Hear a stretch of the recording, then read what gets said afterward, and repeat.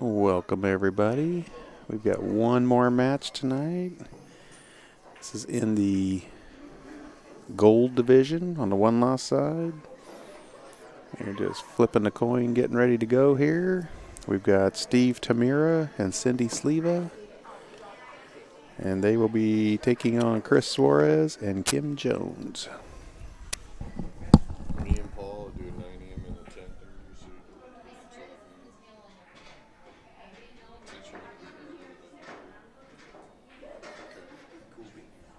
You know how to shut everything down?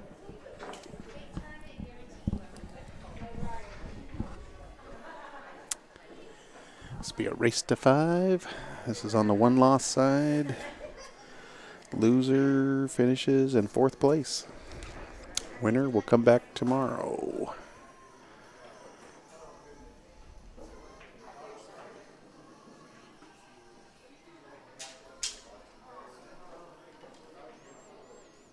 Should be a pretty good match. I'm not familiar with the two gentlemen in this match. This is Chris getting ready to break. But I'm very familiar with the two ladies in this match, and they both play very strong.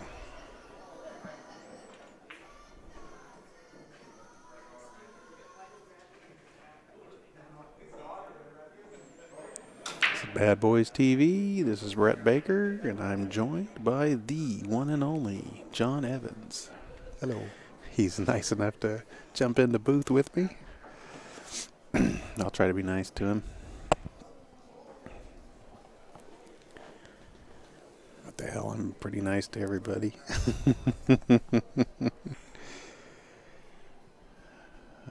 Alright, so it looks like we got a ball down. Kim's taking a look at what she wants to do here. I think I kind of like the solids. Just because the 1 is blocking the 9 and She could take care of that right now. she could.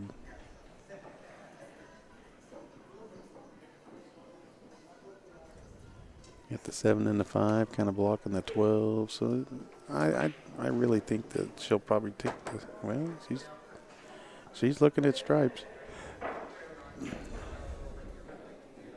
I think that 12 goes on the side. You think it goes by the 5? I don't know.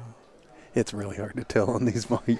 You're going to learn that you see a whole different game on these monitors than you see at the table.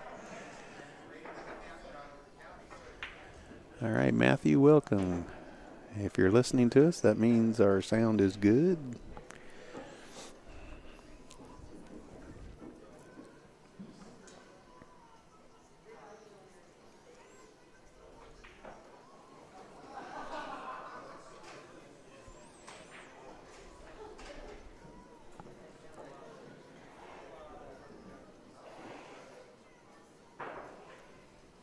These guys have been playing all day today.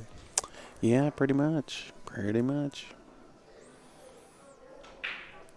You'd say it's a long day, but it's really only 8:30. So, I mean, it has been a long day, but compared to, you know, going to BCA Nationals or playing at the Western BCA Regionals, you know, they'd still have couple more matches after this. So,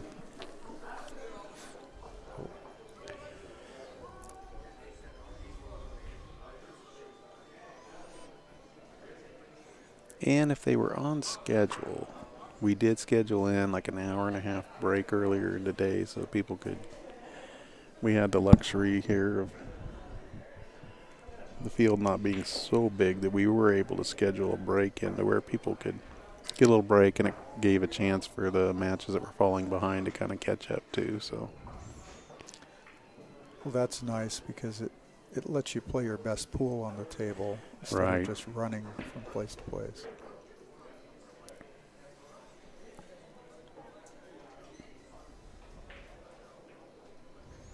Oh, nice. I'm not sure which one of these teams just finished, but I know I was told at the tournament desk, but they were taking 5 minutes to, you know, go to the bathroom and that kind of stuff. So I believe it was Kim Jones and Chris Suarez, though, that had just finished.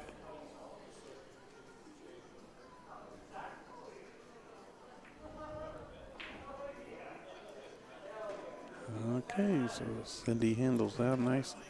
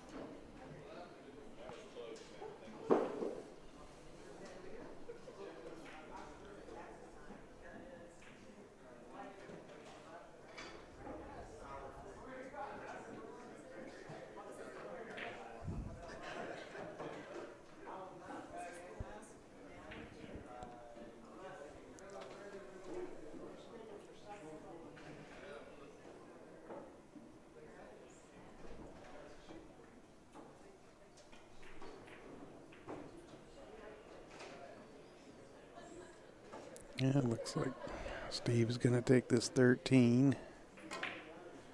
Oh, just juiced it a little too much. These stingy diamond pockets. Won't take one if it hits the point before going in.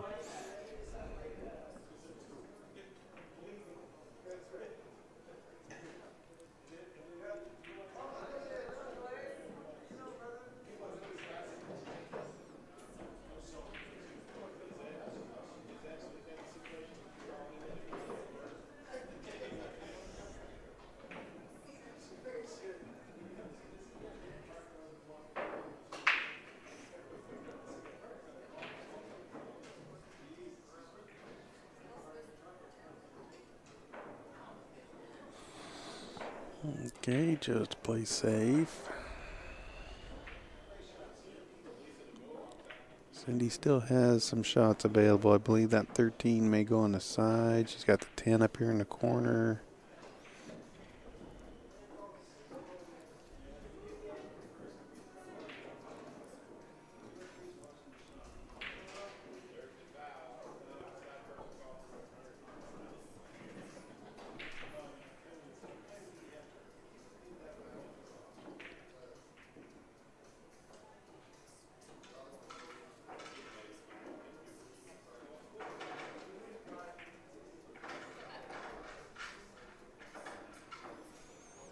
It's not going to get there. That was Play it safe, maybe.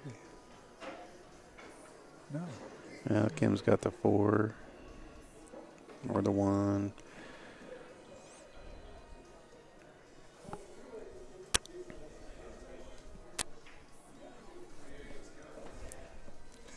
Helps if I watch the right monitor.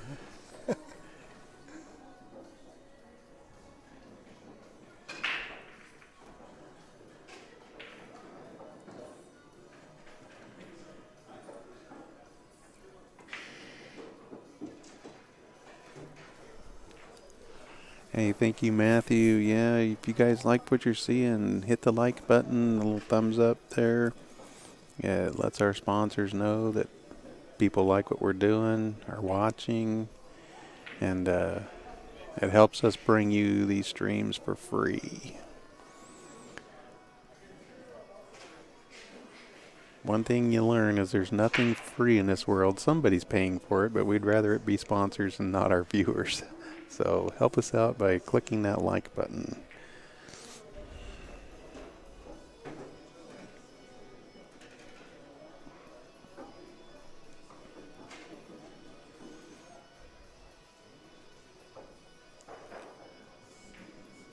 Also, if you click the subscribe and the little bell up there at the top, it'll notify you anytime we go live, so you won't miss any of the action.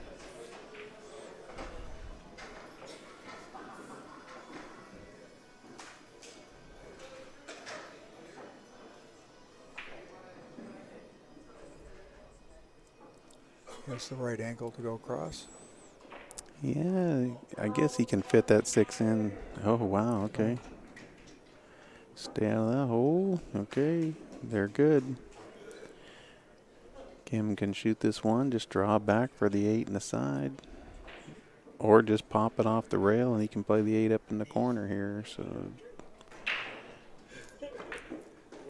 okay, yep, that was.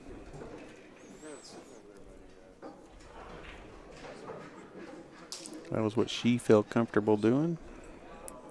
All he's got to do is bury this.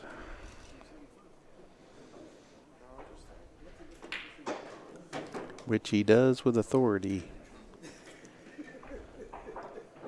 And Suarez and Jones draw first blood, take a 1-0 lead. I figured the same thing, but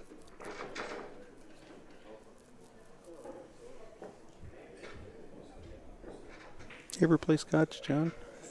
I have. Have you? I've had many great partners.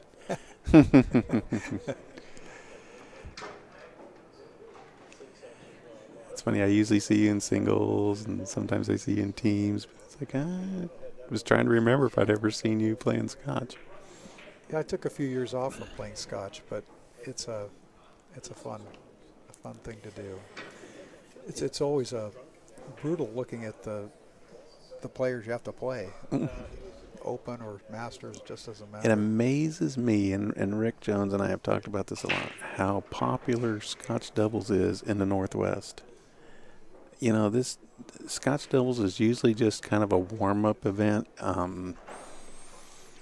You know, kind of gets people in the door. You kind of get to hit a few balls before you play singles. But up here in the Northwest, it's like, I think you could just have Scotch doubles tournaments and they'd be very successful. People here love to play Scotch doubles. Well, you know, our tournament in the Northwest, the BCA Regionals, is getting so long, and it has so many people in it that I think they're considering at some point just making Scotch a single event for a weekend. Yeah, I don't know how that would.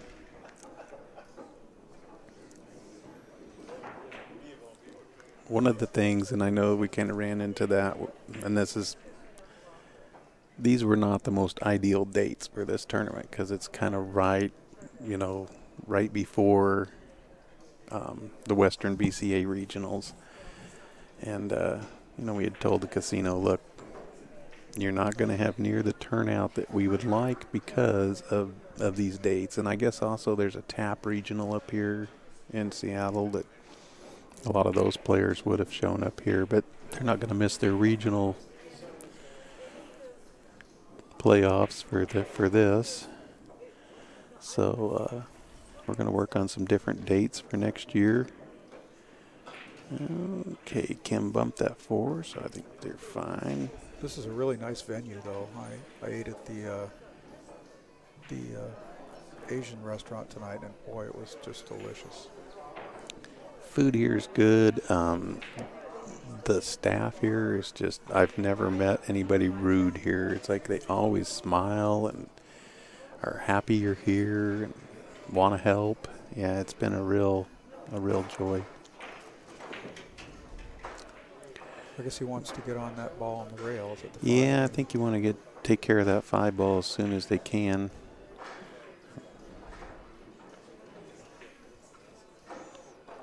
I think he probably would like to have come back a little bit further, but Kim should be able to handle this.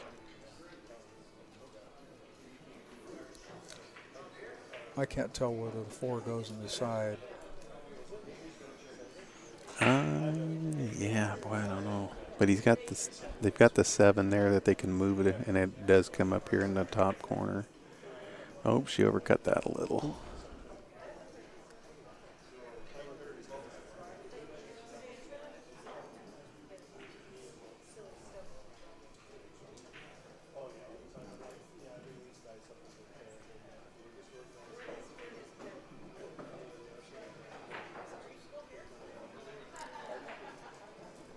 Well, this match has definitely 2 of the more premier players in the women players. Yeah, it does. Well, look who just walked in the ring.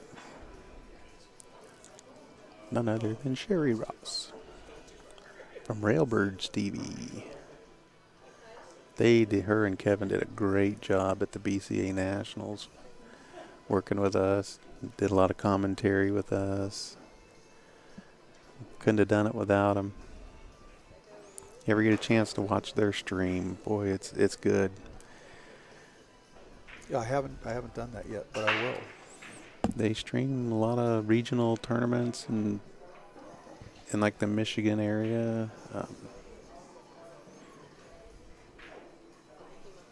They've done some women pro events up there. They have a nice product.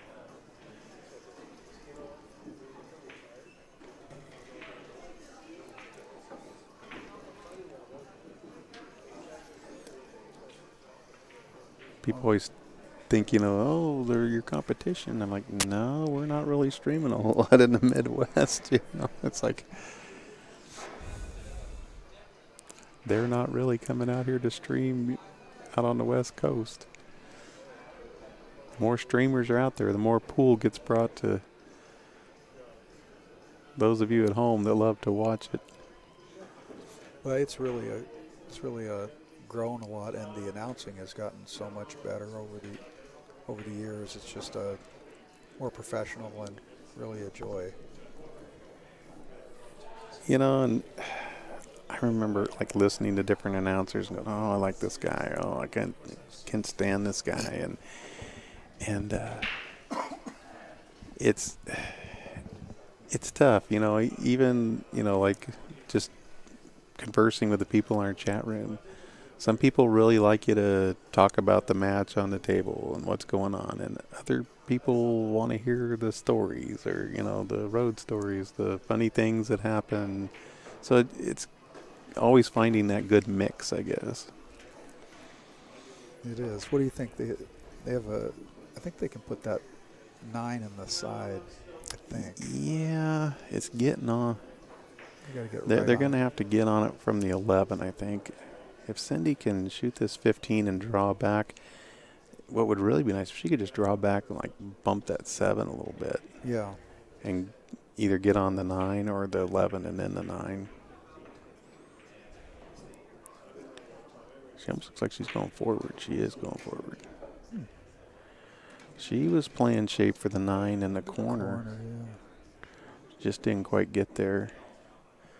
Well, we're going to get to see how good Steve cuts balls, I guess, because he can try to cut that 9.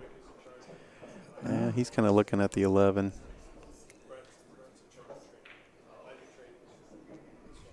Yeah, if he takes a little swing at hitting that grouping out, it'd be great. This is not a real easy shot, no matter which one he shoots. Yeah, he's looking at the 11 and trying to come back up between the 2 and the 7 off this top rail and get Cindy out there for the 9. He pulls this off. They've earned this game.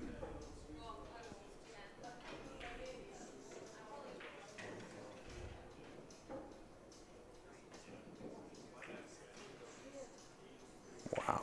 Oh, he got there too. Yeah, that's right, man. He got no love on that 11. He hit it pretty good.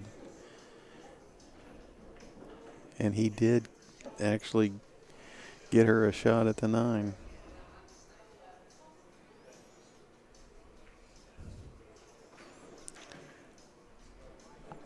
Well, Chris pretty much has to start here at the 5.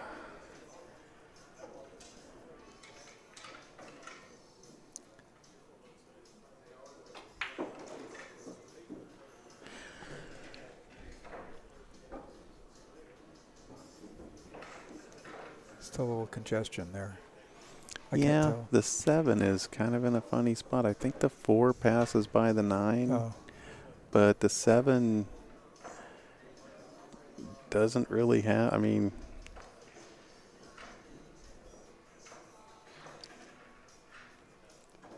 it's got 3 out of the 6 pockets blocked for it, so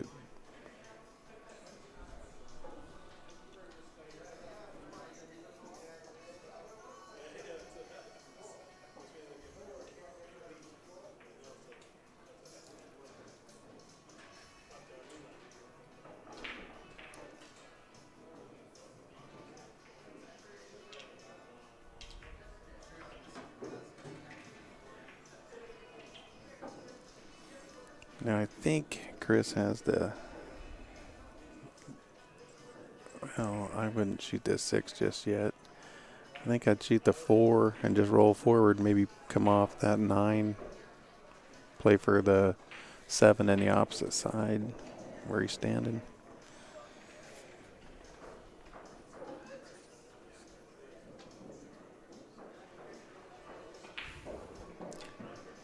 Maybe he's looking for a better angle. I guess. Boy, from our monitor, it looks like he's.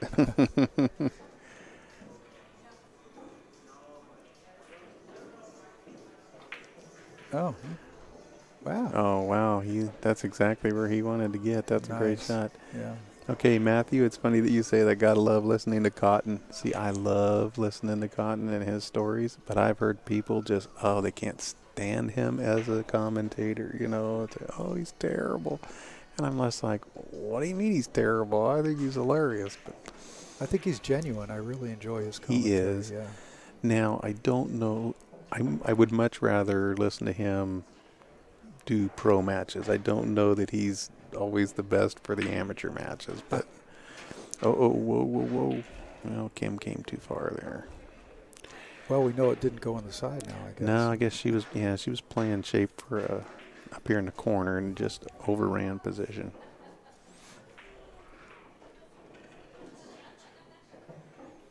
She's not happy with herself.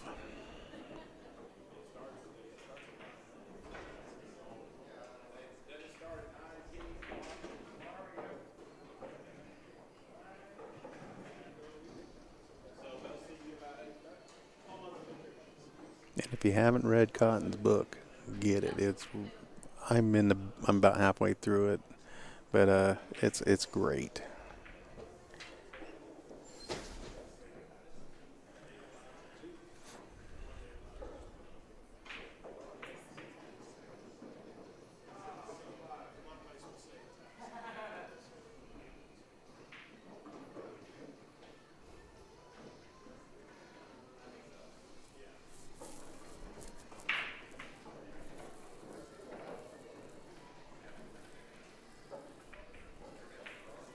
What do you do here, Brett? Boy, thinking you got to hit it. I mean, you don't want to give it ball in hand. No. I think I come to the side rail. About all you can do is come in here, try to hit it, maybe, Yeah. tie the. I mean, you're really hoping for something good. Maybe you got to hit it and then hope to get lucky, I think. Yep.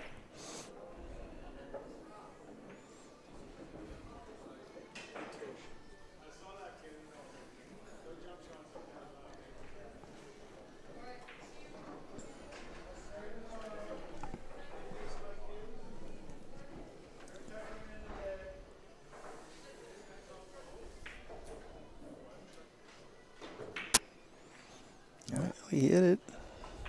Oh, is that what we're all getting? And look at this. Look at this. Safe. He has not left a shot. Yeah. Cindy comes up to the table with no real offensive. I mean, she's got a 9, 8, 11 combo if she wants, or she can try to back cut the 9 to the lower right-hand corner pocket. But other than that,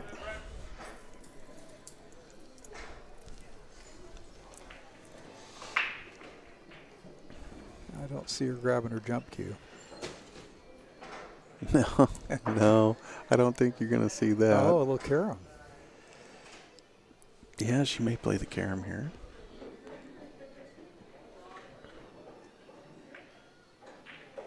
Exactly what she did. And, okay, well, she's left her partner a bank. I think he can take this 9 cross side. He's going to have to shorten it up a little bit.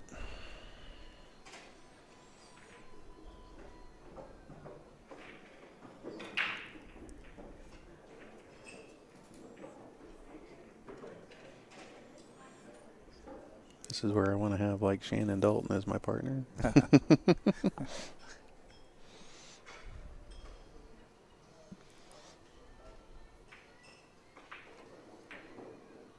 Yeah, he went too long, but Little he safety there. took care of the cue ball. Yeah. I think he was thinking cue ball. That was about a 50-50 play cue ball, play object ball. Well, Kim's got a shot on the 4, but it's no bargain.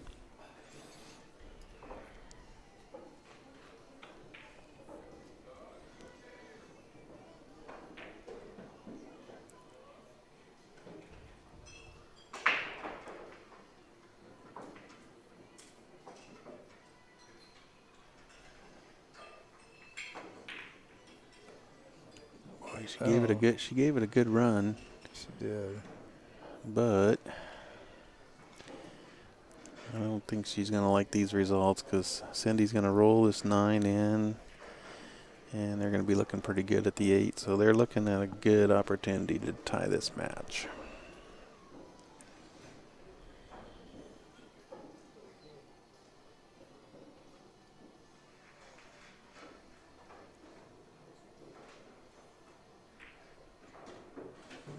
Bounces off the rail nicely. That's a sign of an experienced player when they get it off the rail to where they're either themselves or their partner can see the whole ball. All right, we're 1-1. That was an interesting game. Balls do roll. Yep, cue ball just rolled in the hole. She's gonna.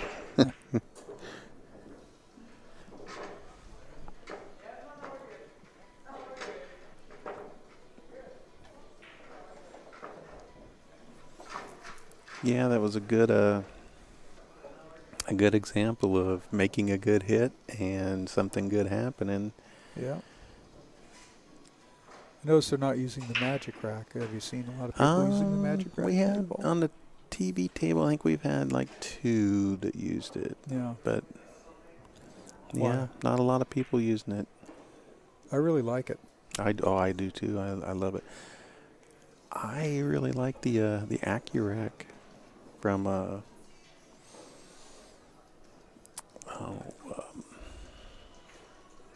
I'm going to draw a blank on the company. What's that like? It's just like the Magic Rack, only it's a little heavier cloth, so it wears a little better. The 8-ball Magic Racks, I think, they're almost a little too thin now, and they don't last. Sometimes it can be hard to get the balls tight. Yeah, I do find that I've bought 3 of them in the last week, and I find that I'm having to roll that center back ball up. But as long as I do that, and it's a good rack, it's working out for me. Outsville, that I knew I would think of it. Outsville, they have the Accurac. That's what they use at like the U.S. Open 9-ball. They've used it at quite a few big events. It's a little more durable. Seems to rack them just a little more consistently.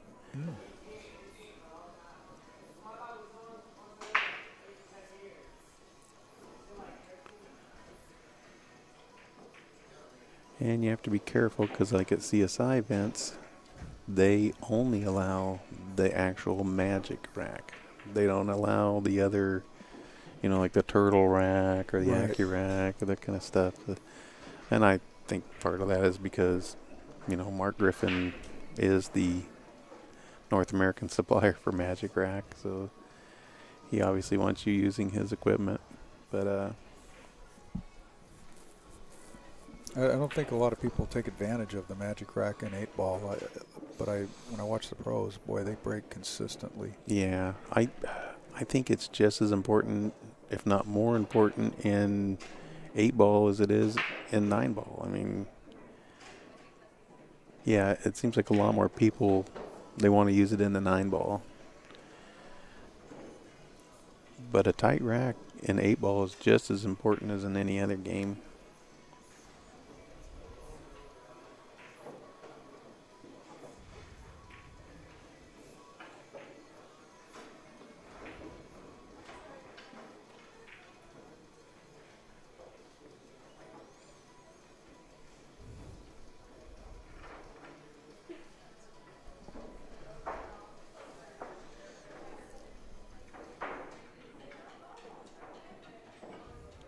Well, we've still got some congestion here, but Solids look pretty good.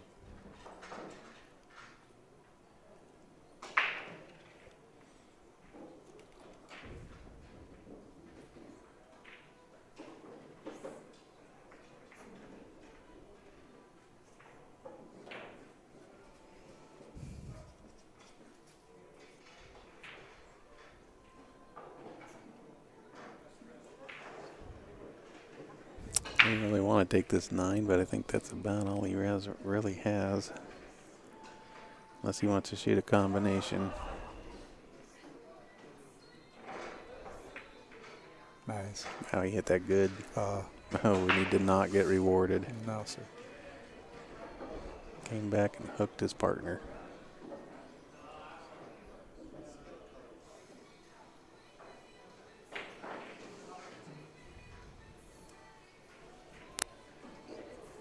Oh, is that the 14 down there? In the corner. Oh, that's Yeah, a 15. 15, Okay, yeah. wow. Yeah, I thought it was the 7. Looking at the monitor. Okay, so they're in business. Their roll wasn't as bad as it looked like. Although this one, okay, I think she's got him right in the window. He might be able to shoot that 11 in the. She just kind of smiled. She got him right in the window, but that wasn't what she was trying to do. Yeah, that was fortuitous. Her reaction was Efren-esque. She's just kind of like shaking her head, like, "Oh, you're kidding." I'm almost embarrassed, but yay for us.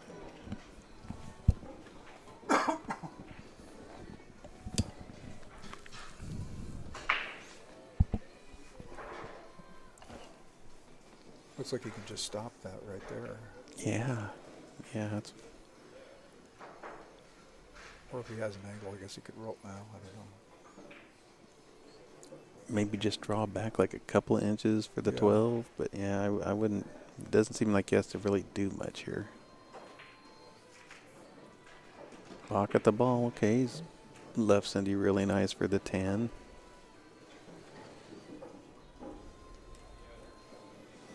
They're going to have to get up above this 13 so it can go in the right-hand side, it looks like.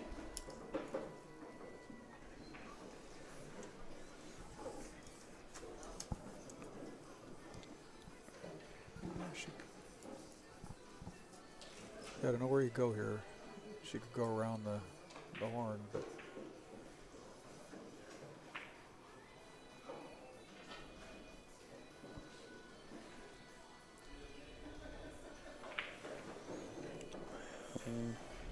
I don't think she has to, but yeah, she's loading up like she's going. Yeah, she is. oh, she bumped it nice. Okay, that was a good bump. Well, yeah. Got the 12.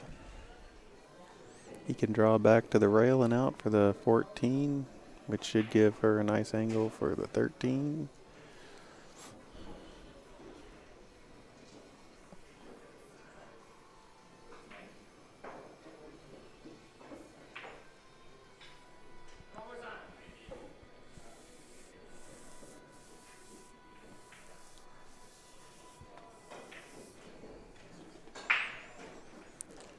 Hey, Gunslinger, he's one of our regulars in our chat room.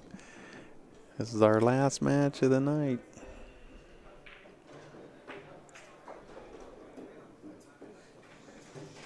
Oh, a nice little angle there.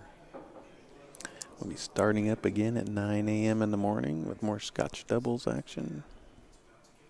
I think she can just stun it over, but Yeah, I think she's got the perfect no, angle. she's going for Well, it. Looks yeah. like, yeah. I just put it on the other side. Okay. Yep. It's hard to tell on the monitor whether. So now he can shoot this roll forward and give her the 8 in the corner. It's upper right-hand corner.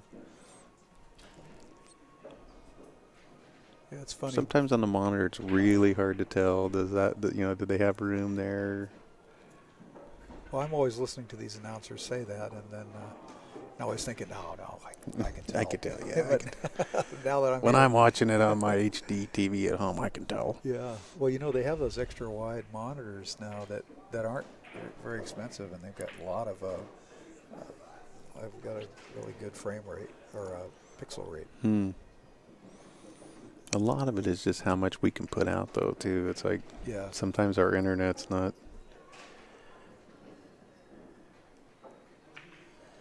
I was looking to see it. Oh, look at that. Yeah, we're putting out at 1280. Ah. So, yeah, we're doing pretty good today.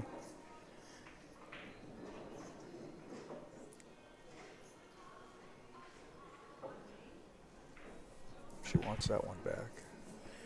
Yeah. You never want to miss the 8 and give your opponents one more chance.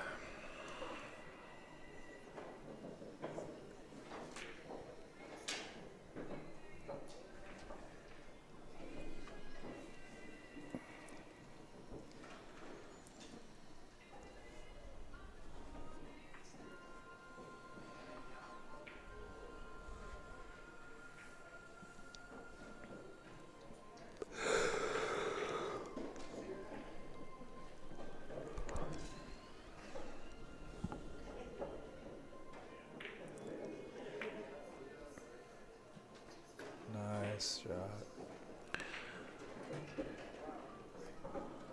I don't know if you're aware, but one of the nice things casinos doing here is they've got an all-around prize for the all-around silver player, all-around gold, and all-around woman. Wow. That is nice. Did you guys suggest that, or did they come up with that on their own? I think Rick might have suggested that. We Yeah. do that in some of our tournaments. Our Texas State tournament, we do it. I know we've made the suggestion to Western BCA. Well, these guys have one of the more spectacular carpets I've seen. That's pretty awesome. I always say, you know, especially when you come to the Indian casinos, you see carpet you'll never see anywhere. It's like they have it specially made for them. Yeah. Well, they buy enough of it, that's for sure. And if you look over to the left where you got the little like pebble carpet over there, earlier we had a guy kept knocking his chalk holder off, and he couldn't find his chalk. He had to like lay his cue on the ground and move it back and forth to find his chalk. Well,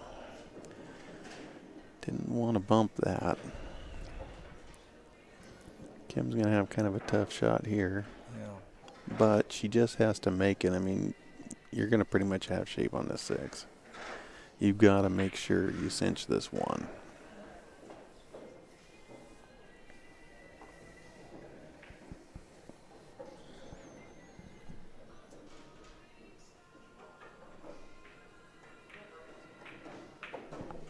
She drained it. She drained it. Oh, and then look at this. She's going to make a liar out of me. Yeah. I'm like, you're going to pretty much have a shot unless you roll right up on top of it. Oh, no. This calls for some creativity, but I'm not sure what it is. Yeah, I was hoping you'd give us a little insight here, John.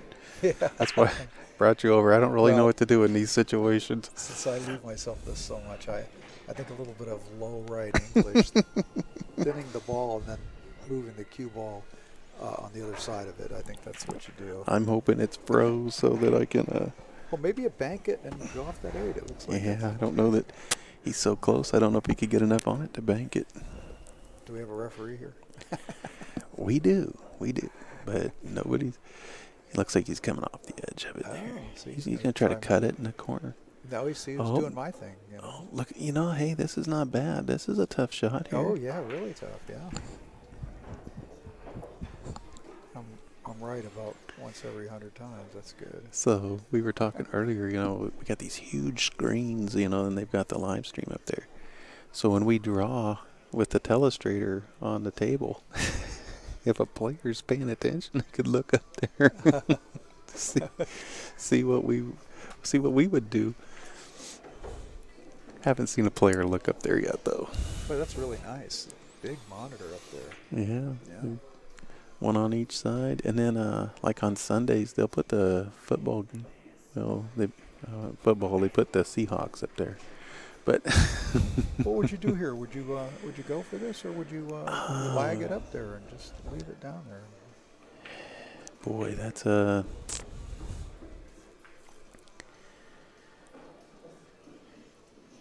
kind of depends on how I'm feeling today, I guess. Yeah. I think I'd be tempted to lag it up there But you'd have to. and just, Yeah. you know, bump the 8 and leave the cue ball right on that rail.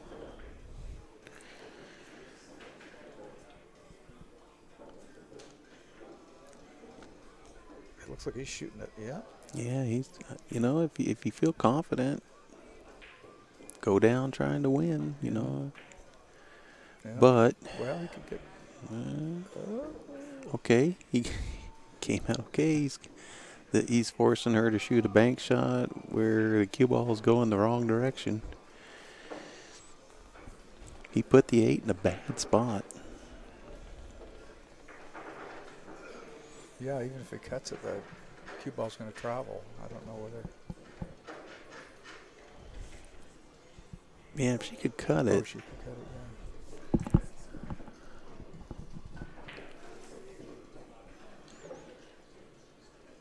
Kind of feel bad for her. She's had a couple really nice shots and just has had nothing good come out of them.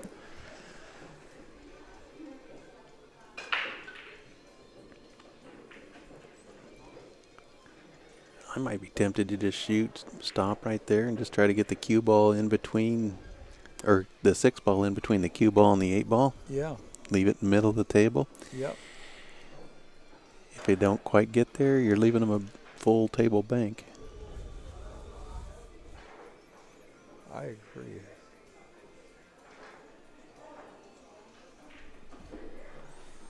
Yeah, cut. She's going to really turn the cue ball loose, and I don't know that that's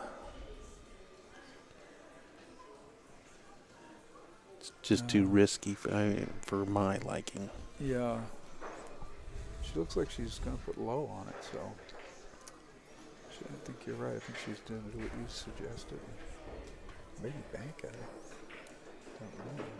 Don't know. Oh, she was cutting it. Oh, boy. Well, she's come out okay.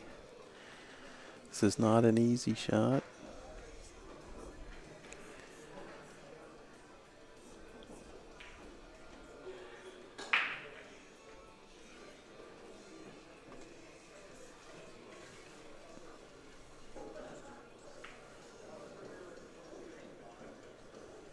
Well, she could play, or yeah, she could play position over on. Now, if you're Cindy, do you bank this? Yeah. Well, if you get it over there where she's got her hand. Yeah, she's looking at, okay, if I miss. Yeah.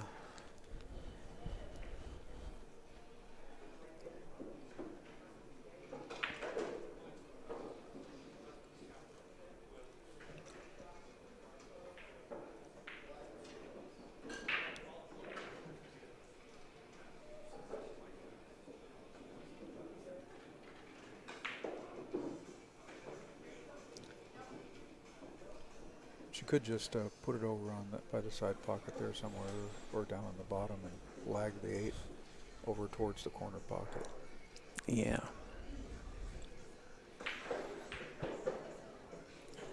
I just don't know how cuttable that ball is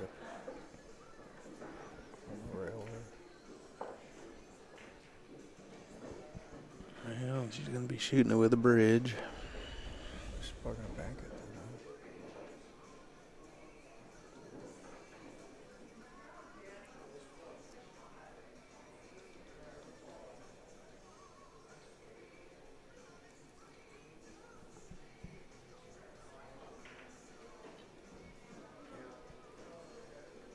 I haven't seen her call a pocket, so she hasn't indicated yet that she's.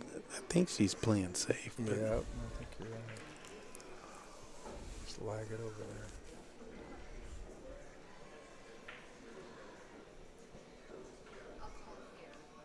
Oh. okay, so she's calling it in this upper right-hand corner, but I don't think it's gonna be. She's playing safe here all the way.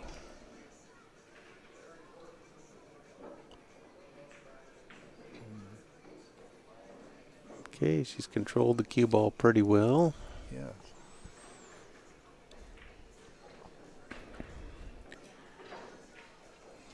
Chris can cut this in, though. That 6 is off the rail. So there's room.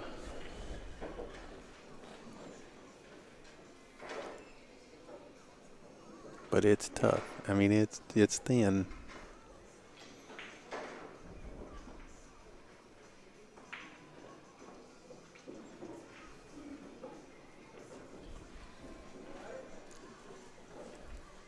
Okay, he's called it. He's going to totally turn the cue ball loose here.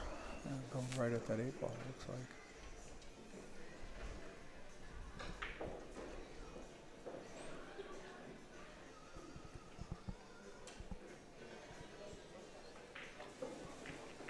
Oh, Already nice. made it. Yeah. And look at this. Perfect. Kim's like, oh my God, we got to roll.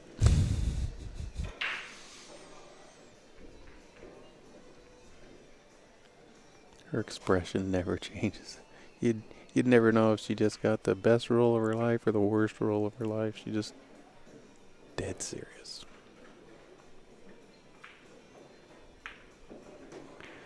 All right.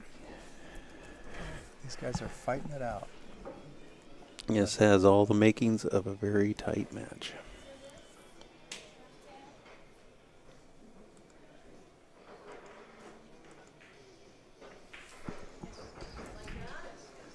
Well, so they break serve. They take a 2-1 lead, and they are breaking in this one.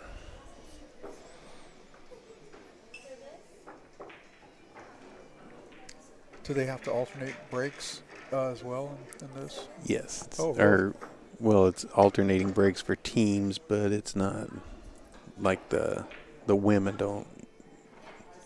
Every game is new. Like New, okay. yeah. Chris can break every single time, or Kim can, whoever.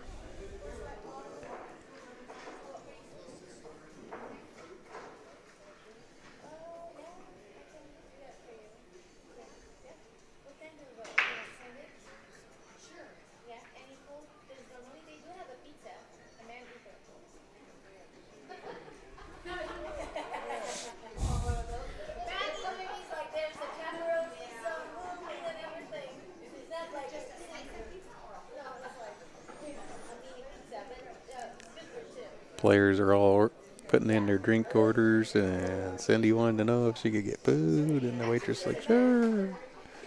They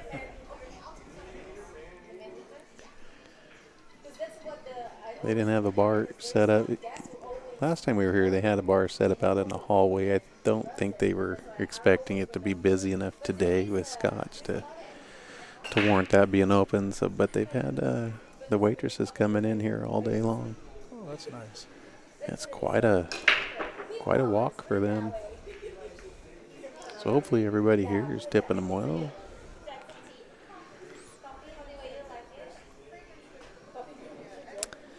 Well, he spread them out really, really good, but Yep.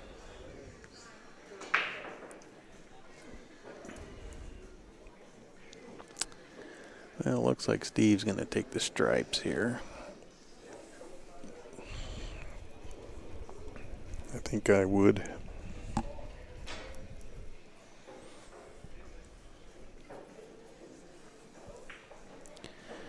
Yeah, I kind of like starting with the 9.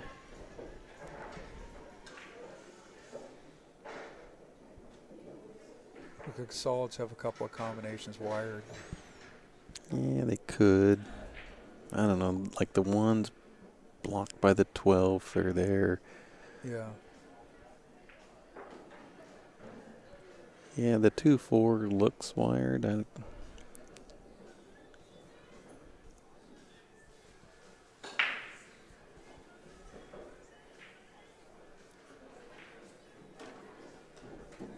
Don't tie it up.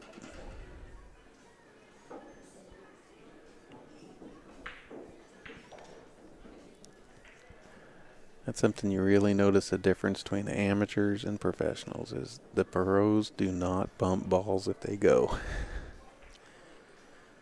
Well, to prepare for this tournament, I've been watching a lot of the pros Amateurs. play. The pros play, and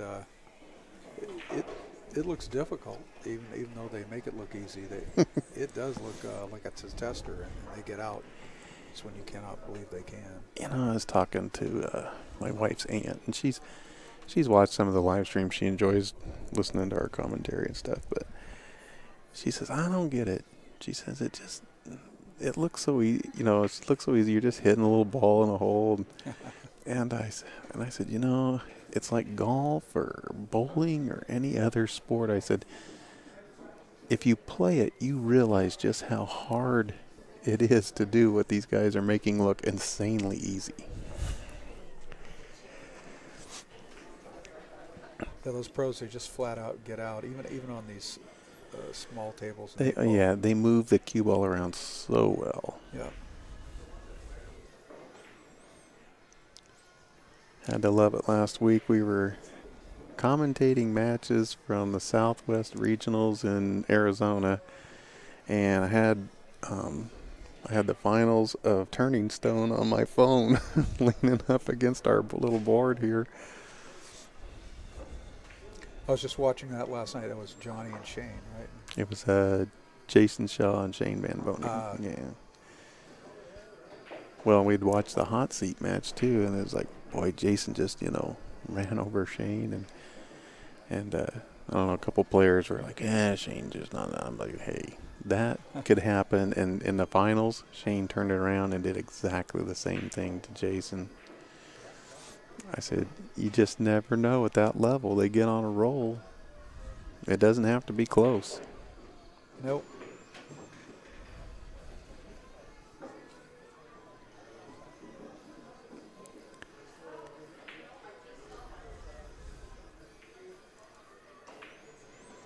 It's really nice to be able to watch all these pros and glean information from it. Even when you can't play, you learn so much. I would have loved to have had YouTube back in the 80s and 90s. Nice shot. I mean, I paid good money for VHS cassettes from AccuStats, or boy, if ESPN was having pool, I was taping it. I mean, I've got tapes at home. I've got a huge library of VHS pool matches and stuff that were taped off of ESPN or bought from AccuStats. Now it's just take your pick. Yeah, you great. just, who do I want to watch today? Okay, I think Skylar Woodward, and so you just type him in and you can.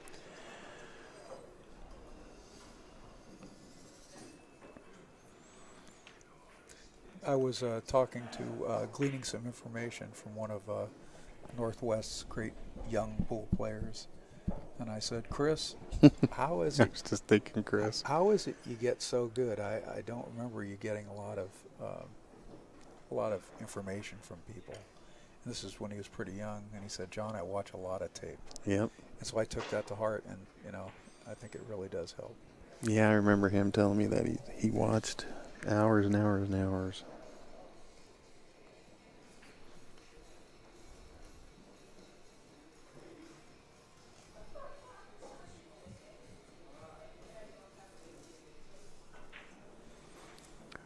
Well, I know just traveling around, being a tournament director and watching, like going to Derby City every year, it increased my, the knowledge of the game.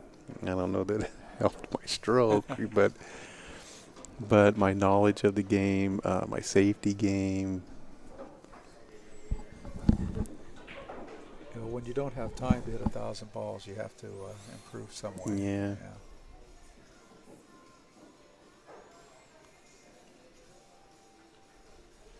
Well, that's another thing that impressed me was when the pros were up here at Sam's for that tournament.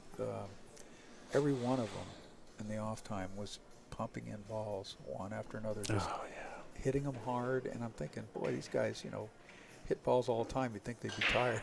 Yeah. you see that at Derby too. Well, she slow rolled that one really Yeah, she nicely. did. She left at 15. That was But beautiful. now we're going to have to see a stroke shot here. He's got to get all the way down for that 8-ball. Oh, he's going to do something here. A couple of years ago at Derby City, you know, they've got the Bigfoot and tournament, and they only have the one 10-foot table in the TV arena. And Shane Van Boning was just hanging around, waiting for the match to end so he could jump on there and practice his break, you know. And that was the last time he won it. And I'm thinking, my gosh, he put in, 9 to 12 hours of practice that his opponents didn't get, and it's just because he was just waiting. I mean, he's standing there with his cue. As soon as they were done with the match, he's jumping on that table. Well, that's real dedication. Oh, that was tough to get there.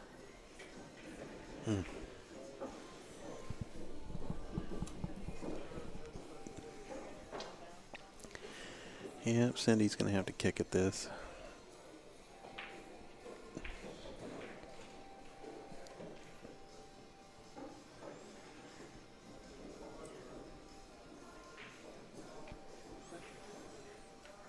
Well, and I heard one of the pros one time go, well, if I practice my break 8 to 10 hours a day, I could break as good as Shane does too. And I thought, well, yeah, I didn't say it, but I thought to myself, why don't you then? Yeah. It's like that because that's the difference between you and him.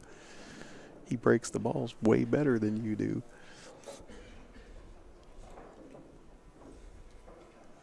The other thing I noticed, they were hitting them really hard. They were hitting a lot of the shots. They were just hitting them really hard when they were practicing. And I think I don't know why they do that or whether they've always done that. But I it's used just to like have a new thing. I used to have a friend that did that, and I think it's just let your stroke out. Sure. He would just slam balls in, and I was like, what in the world? But he said, it really just, it gave him that confidence.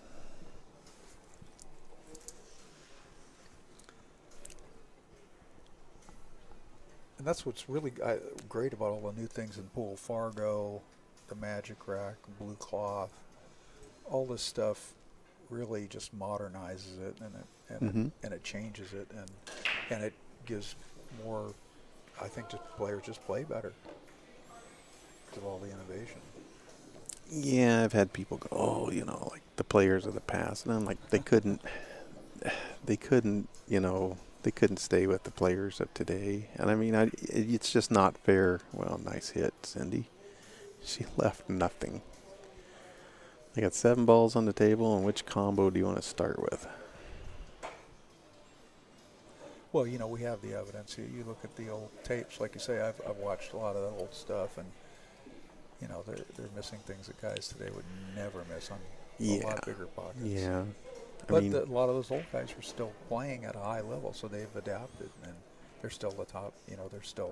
And when you look at what some of the playing conditions they were playing on was horrible, or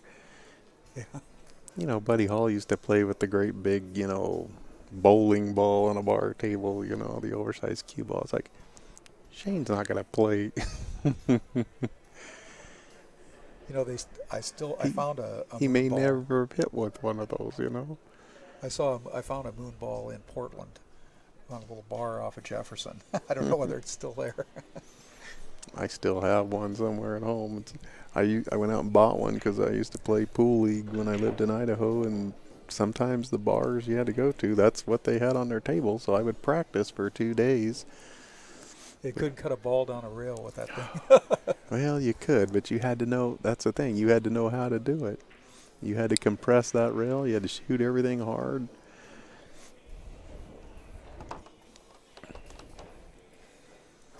That's where I learned that, okay, follow is a lot easier than draw.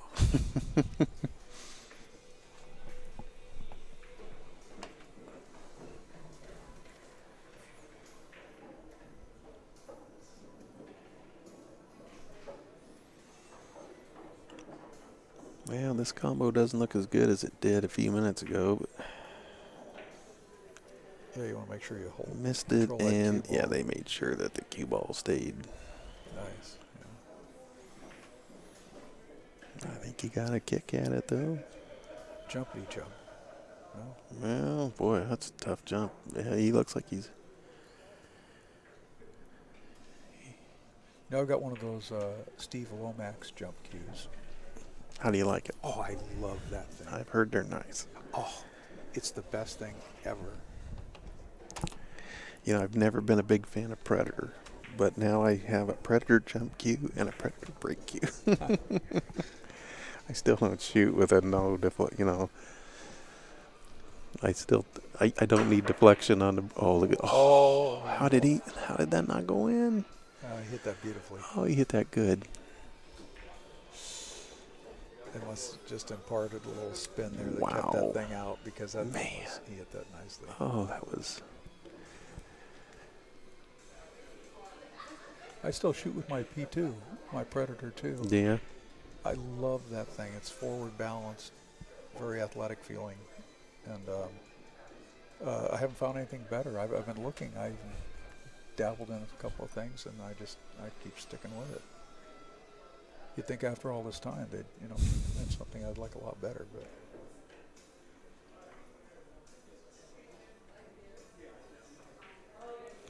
You know, when you get used to something, I don't understand how people can change cues and, year to year, month to month or whatever. It's like, I don't know, like, you blindfold me and put 20 cues out on table and I will find my cue every single time. and I'm just the opposite. I think I can shoot with anything. But Really? Yeah, I can get used to them pretty quickly, but I just haven't found anything I liked as much.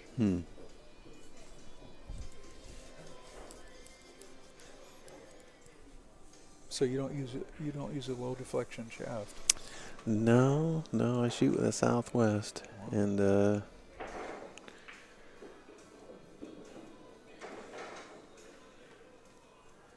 I just learned, when I learned how to play pool, I learned how to aim with, to make up for any deflection.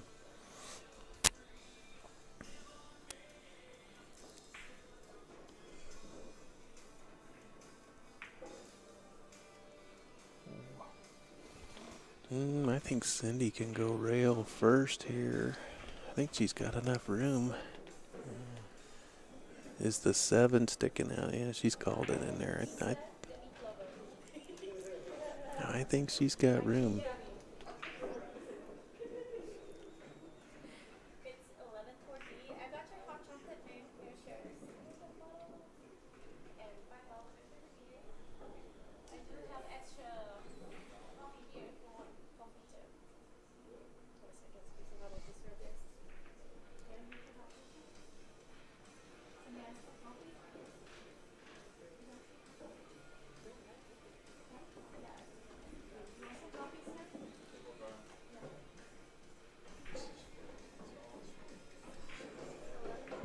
Oh, that's nice.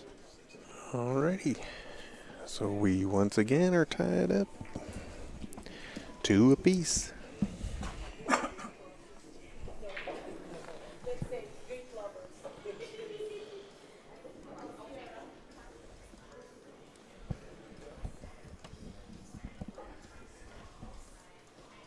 Well, I'm really enjoying this match. It's been pretty competitive. Yeah.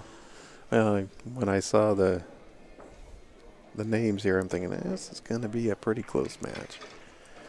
I'd have been shocked to see a 5-1, 5-2 score.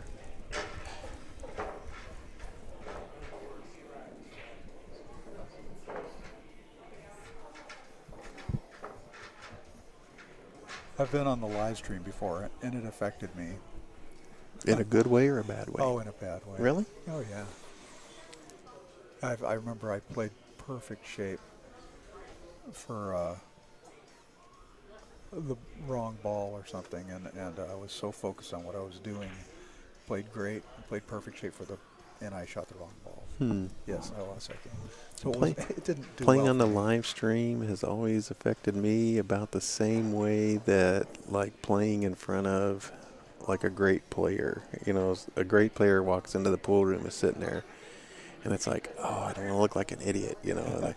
So all of a sudden, I start doing things that I should do all the time, you know, playing things the right way, not taking anything for granted.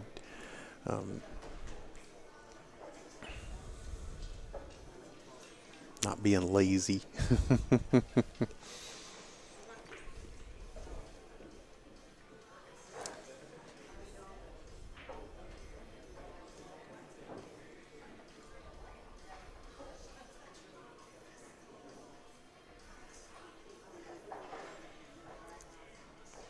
Reminds me of a funny story. One time I was at BCA Nationals, and this gal comes up and she says, I need to have a spectator removed.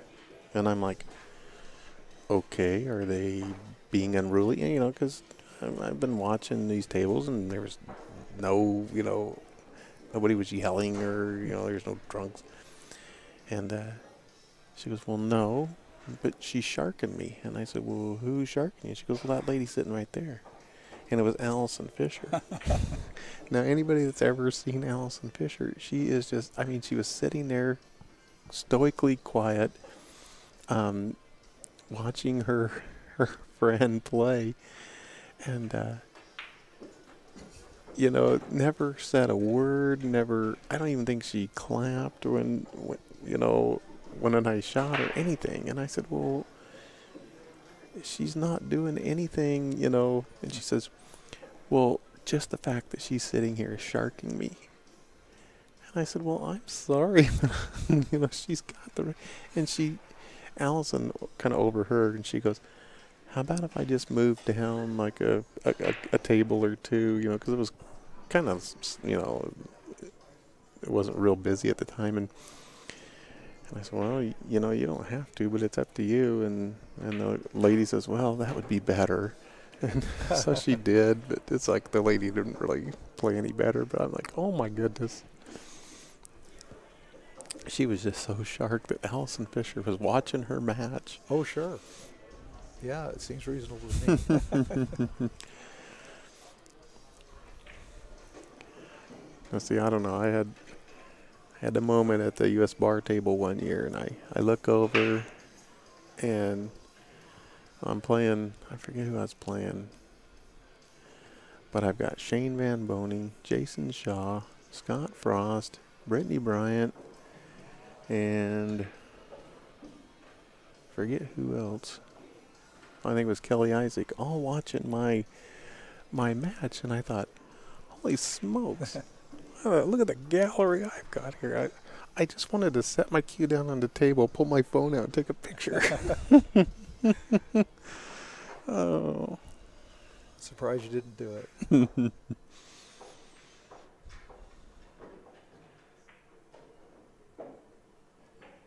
Well, I get to see you all over the world, you know, at these events. You know, local guy. Oh, look, there's Brett. There's Brett. Right? Yeah. He just walked by. Room. He's in the gambling room down in Las Vegas. Yeah, I find that, like when I go to Derby City, I have to go check out the action up in, you know, the action room and stuff. Or I'll go back to my room and I'll lay there and can't go to sleep because I'm like, oh, I wonder what's going on, you know. Even if I just walk up and see, okay, this is going on, or this guy's playing this guy, or I can go back, go to bed, and it's like, okay, I'll find out who won tomorrow morning. But boy, if I don't go up there and at least just have a look, oh yeah, I can't sleep. Well, they're gonna have trouble with this 9-ball, looks like, right? Or can it go by then? No, I think the 9-ball. But see, I would be leaving. I would shoot the 9-ball now and leave this 15 and 11 as your key to the 8. Maybe she's going to go back and forth. Maybe thinking back and forth. I don't know. No? I mean, okay, he's got to take the 9 now because the 11's got to be your key ball. Yeah, shooting over that 8. Yeah, and he's kind of shooting over the 8, which I thought Cindy had a really good opportunity at the 9 right before she shot the 15. It's everybody sees the table a little bit differently. Sure.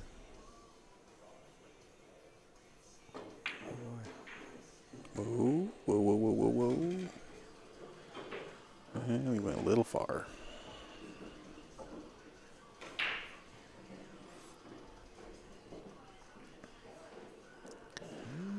Now, Oh, if can he she's still got make it? if she's got room to go by the 2, which I think she does. If she makes this, is she going to be going into the 8? Yeah, or the 5. Yeah, I think she just said I'm going to be pushing it. Yeah.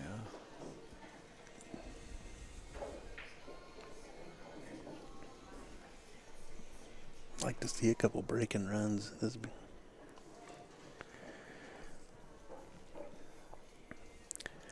Yeah, Derby City really is if you could go to one tournament to have on your bucket list, that's got to be it. It is a tournament like no other tournament. Now, do the poker guys still go? And Yeah, oh, nice. yeah, shot. they do. Seems like every year there's one or two big time poker players there. Boy, she hit that one nicely. Look at that. This last year they had one of them. There's a room that has one table in it. He rented that room for the entire event. We were down a table for the tournament because this table was. He had the keys to the room, and you only went in there if he was in there and invited you, and they were playing. Well, I heard they were playing like $15,000 game one pocket. So Yeah. it's just insane. And sometimes it's not as much fun to watch for me. I'd prefer to see a couple of pros matching up. Although there's been some interesting matches, I like watching Dennis play John Hennessy or Hennigan.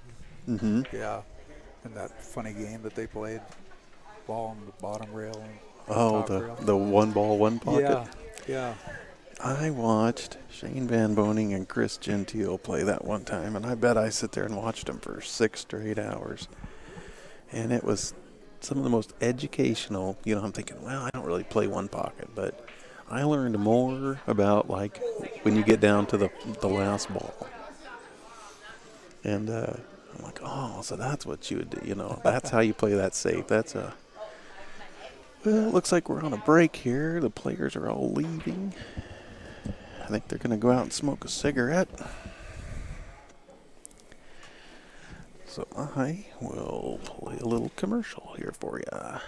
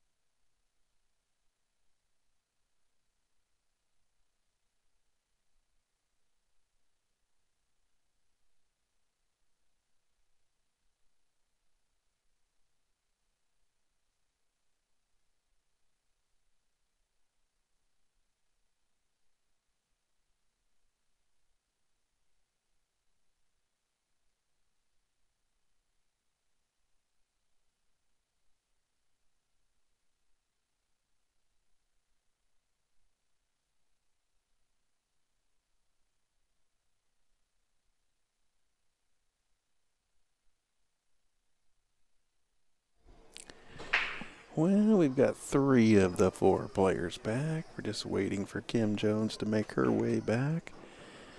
We can get things started back up. I see you guys talking about Derby. Really cool moment this last year at Derby in the 9-ball. Well, here comes my partner John. I'll wait till he gets back. He's going to want to hear this story.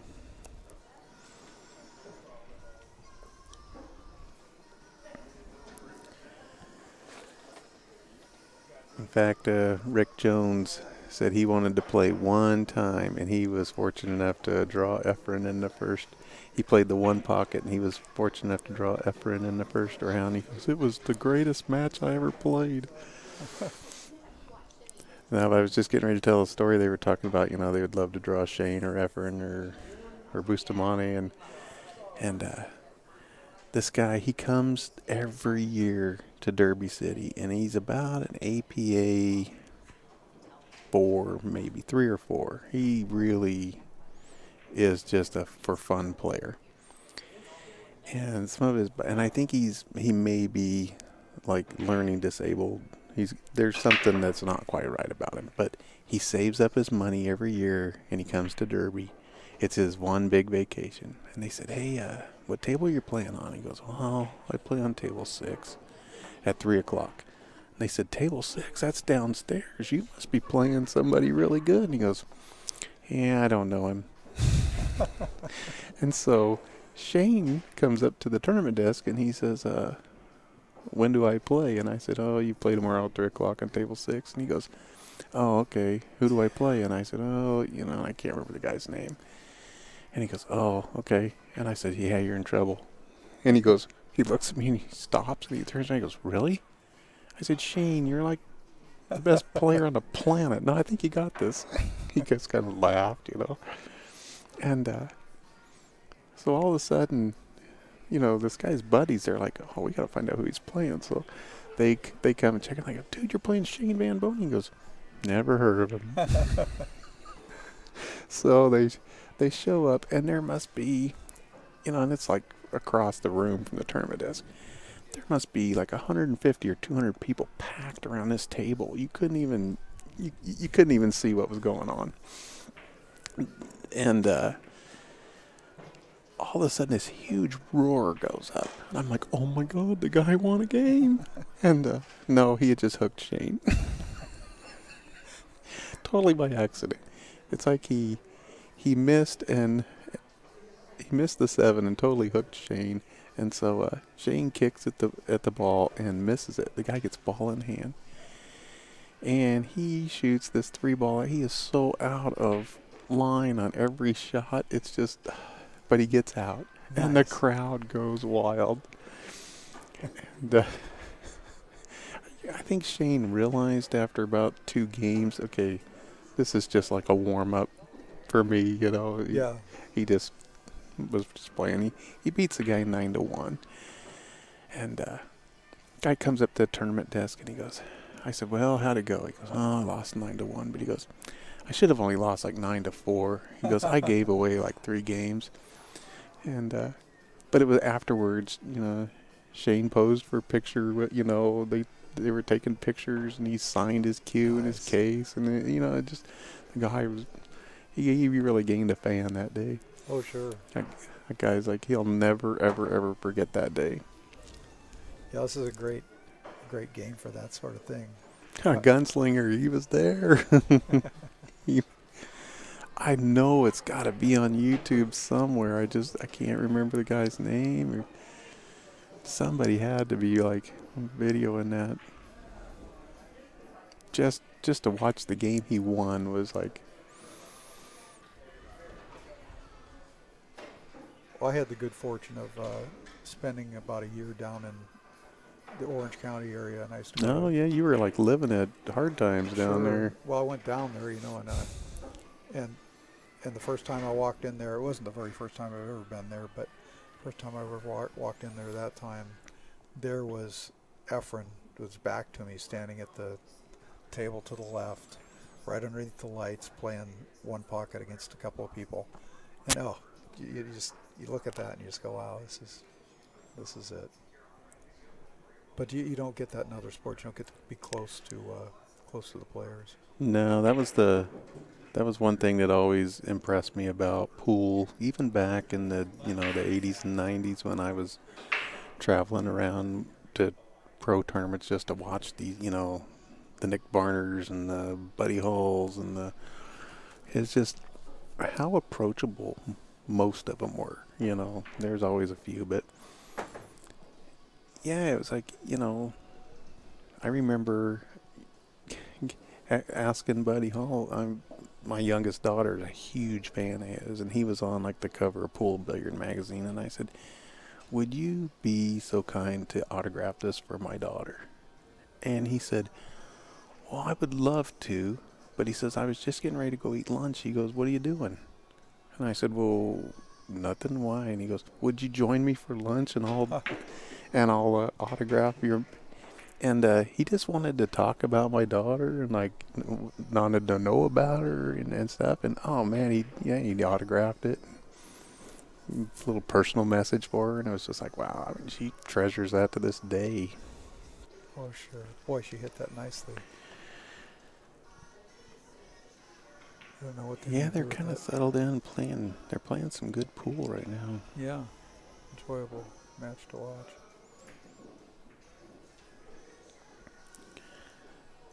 Cindy and Steve are kind of hitting a gear. I don't know what he's going to do with that 6 up there, though.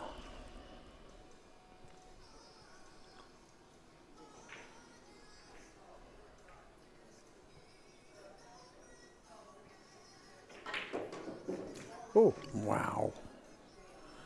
I believe Cindy may have a shot here. I can't tell if we can go rail first off the 11. 11 may be a little bit close to the... yeah. That gap's not very big, but...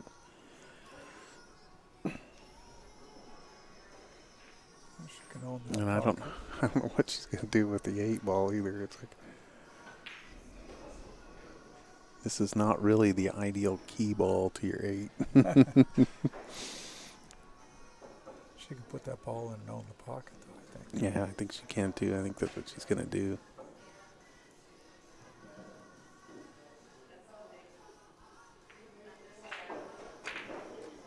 Ooh, nicely That done. was nicely Wow. done. Yeah, it was. I think she was hoping maybe she could follow it in. That was... She left it right in the middle. It's blocking a couple of stripes.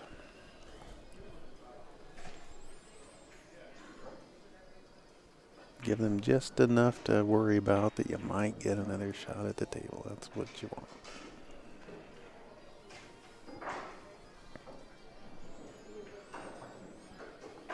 I guess they can return the favor and put in that 6 ball and leave them tough on that 8.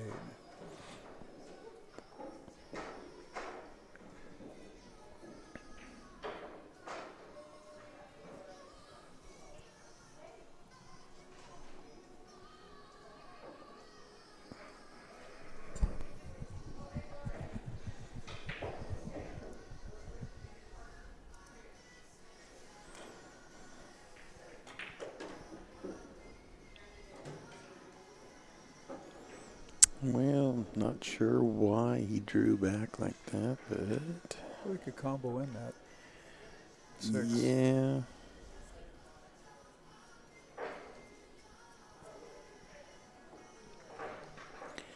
Yeah, I think Kim's just gonna...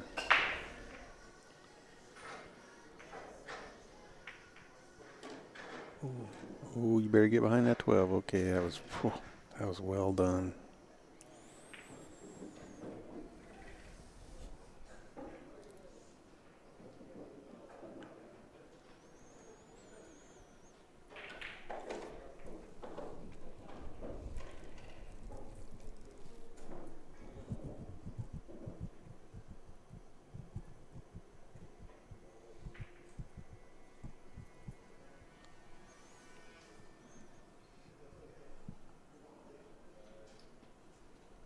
Looks like he's going to go 1 reel at it.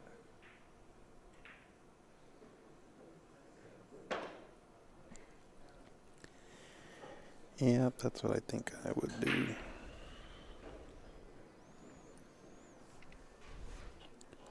I think I'd try to come. My telestrator's not working.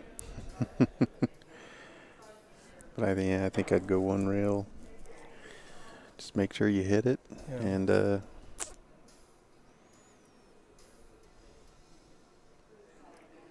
it's a pretty big pocket there. And maybe you can hang it in there. Oh, well, let's see. Oh, Yeah, did he get a rail? Yes, he did. Yes, barely.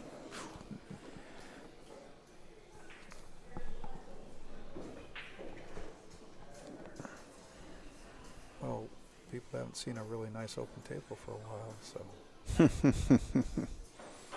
Yeah, this is a nice open table that they need to clear off if they want to stay in this match.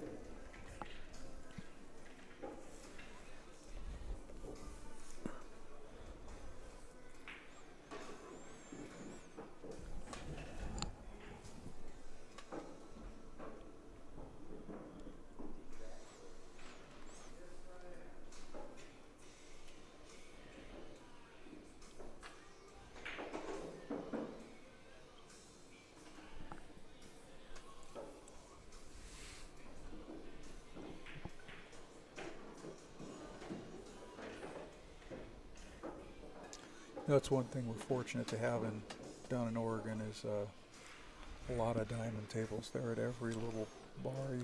It's easier to find a diamond than it is a valley. Especially in the Portland area, it's like as soon as a couple of them, it seemed like the Midway out in Oregon City was the first one, and then it sounds like everybody kind of started following suit.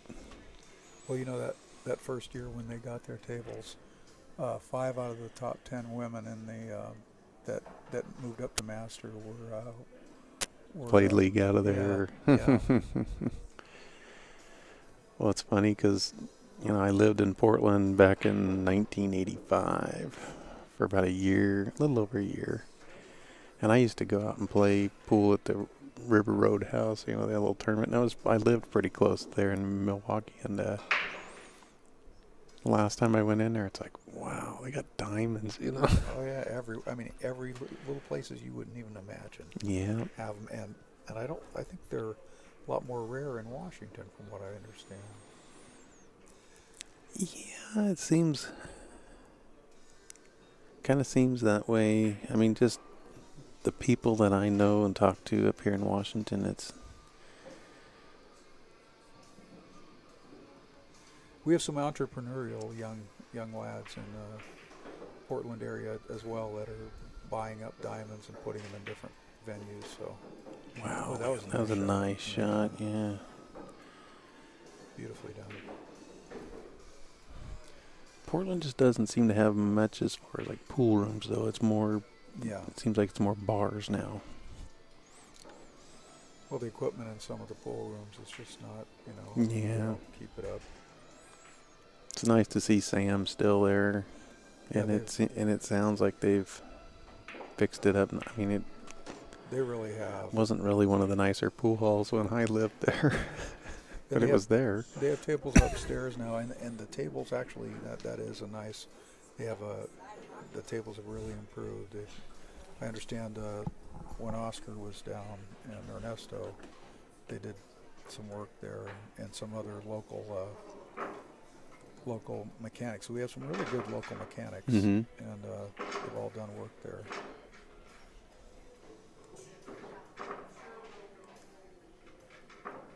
It's a great place to play. You get a real flavor for Portland, and Portland's got some flavor in it. I'm down in Woodburn now, so I don't get a chance to go play there. But if I were to go up that way, that is where I would go. makes league a lot more interesting.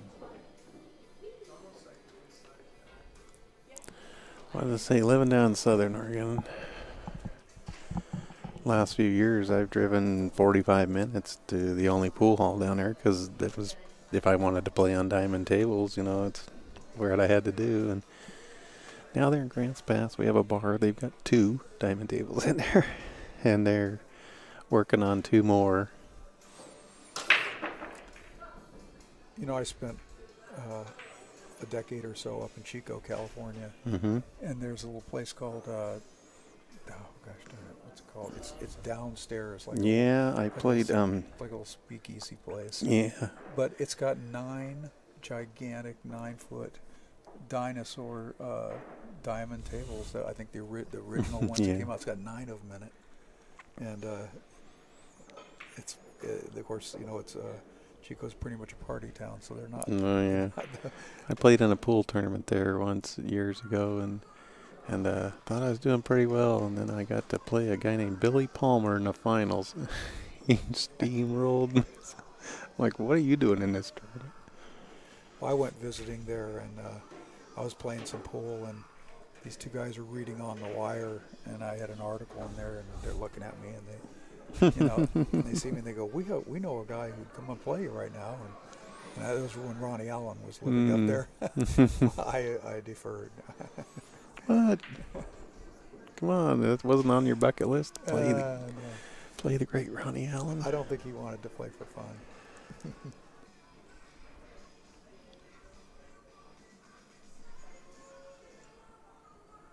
It was going to be fun for somebody, probably not for you. But No, of course not. Hey, but this table looks pretty good. There's potential. yeah.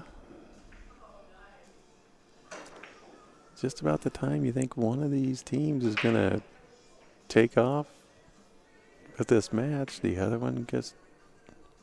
Oh, man. Yeah, they haven't really missed a lot of balls in this No, match. they haven't. I mean, this is a huge game here because the winner of this game gets on the hill. And it's just amazing to watch these, how many times the team that gets to the hill first wins the match. It may go hill, but...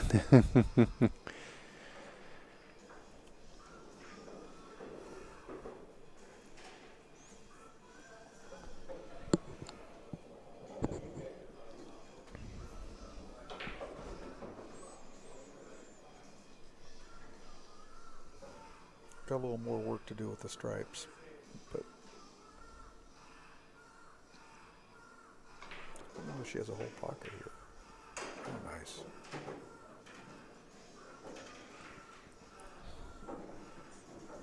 Yeah, he's going to have this 13 down in the corner. Yeah, maybe you can, well, I don't know. I hit that 10. I'll avoid that.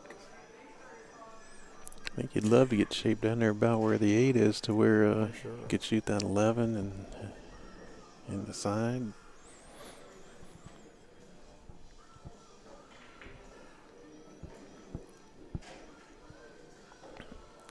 I think I'd cut this in, try to miss that 10, and get down there to where maybe you could shoot the 15, Yeah.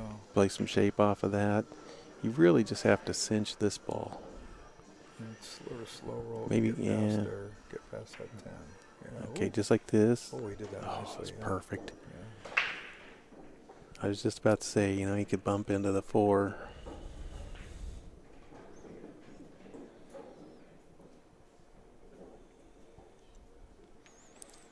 Now, what I like here is play the 15 and just come up for the 9 and the 11. Yeah.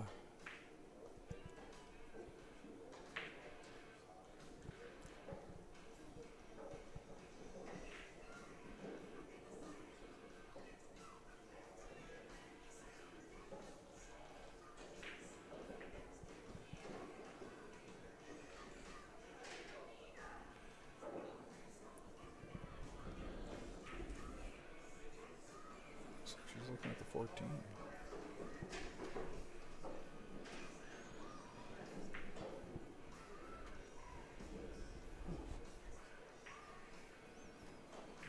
to that 8.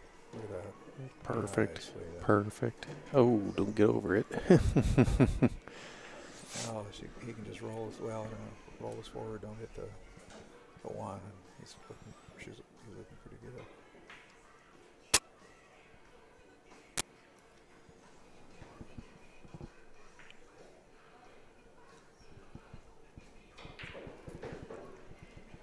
There's potential here.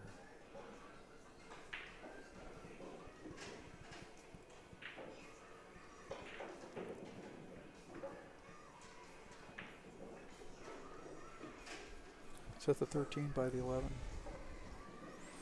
I believe it's the 9. Oh. Could be the 13. I can't see the stripe. It's just a big old white. Yeah, I think you're right.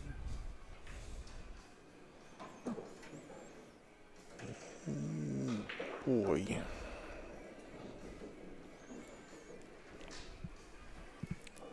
Does Cindy have a shot?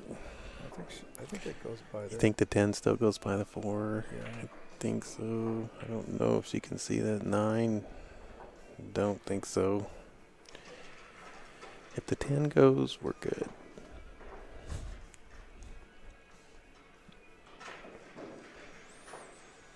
And I would want to follow all the way down, play shape on the 12. I think we want to stop and just go across. But See, I don't know. I like going 10, 12, 9, 8. Yeah, okay, she's left, yeah. I don't know. The shape to the 12 just seems a little tougher now. It does. Because it almost looks like that. Well, I don't know. Short side shape. Can't quite see the angle. No, he's just gonna. Yeah, let's turn it over and have her cut it in. Tough to get on that 8 though. After that.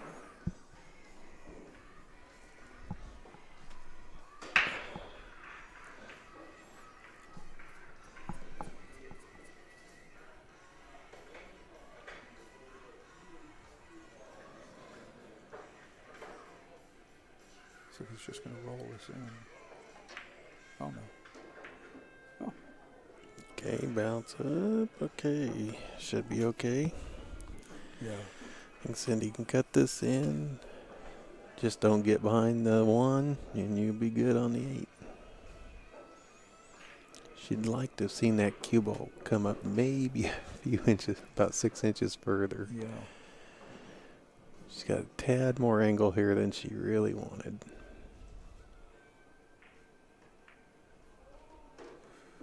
Oh, stay out of there. Well, that's going to hurt.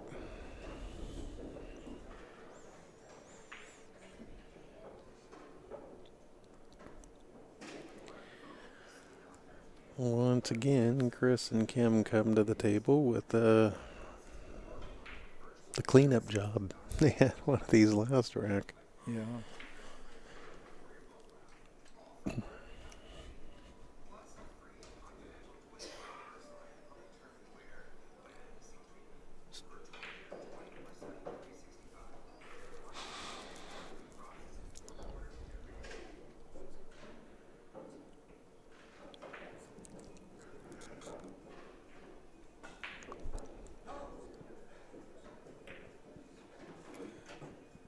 Well, with my ADD, these open tables are real tough. I can never make up my mind where to go. Too many options.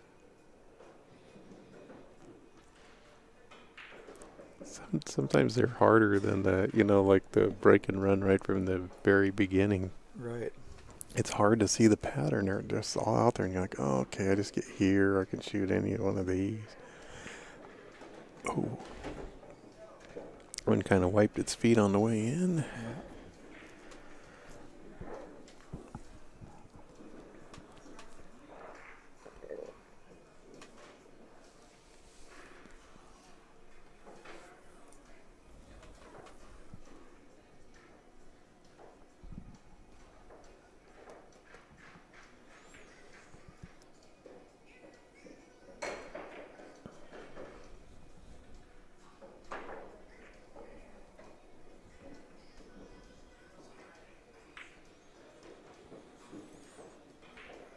Oh boy, that's just a little too close.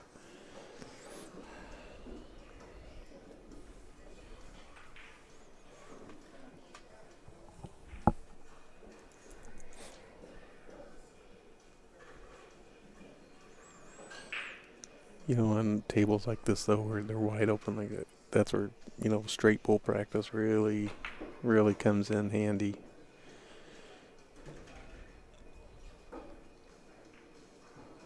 Yeah, I was talking to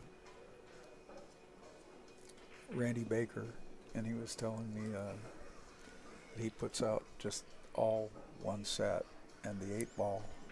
He says it's really improved his pattern play. Oh yeah. And I've never thought of doing that. But boy, he plays great 8-ball.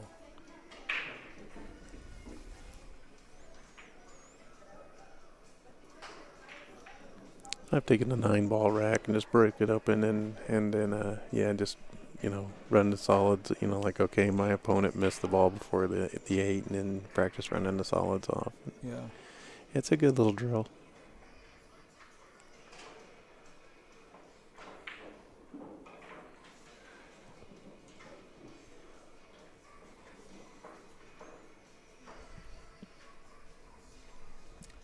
What do you think he's going to do here?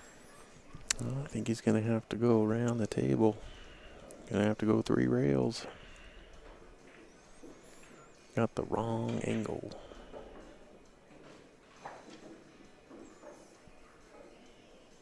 I don't know. Maybe he can roll it in, but Looks like he's juicing. yeah, he doesn't look like he's. Yeah. Oh, we hit that nice. Wow, he came 2 rails and really nice. Yeah. Kim's got to be liking that.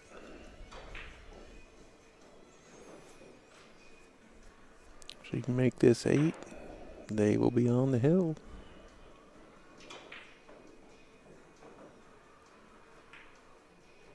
And she does.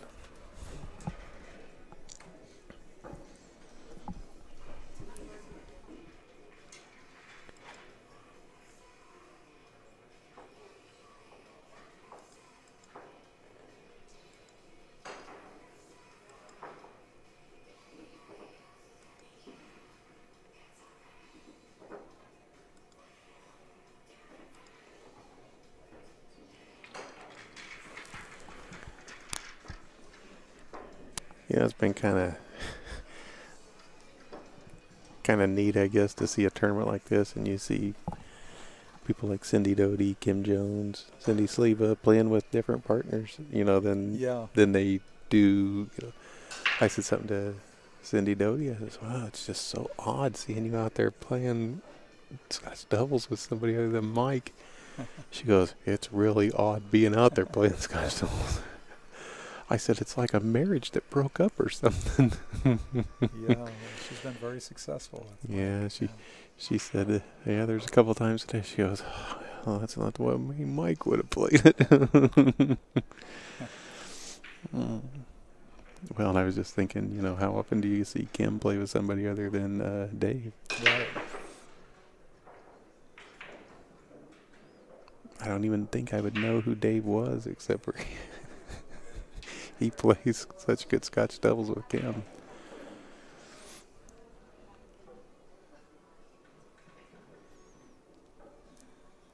That's one of the nice things about having all the rain up here in the Northwest. You get a lot of time to play pool.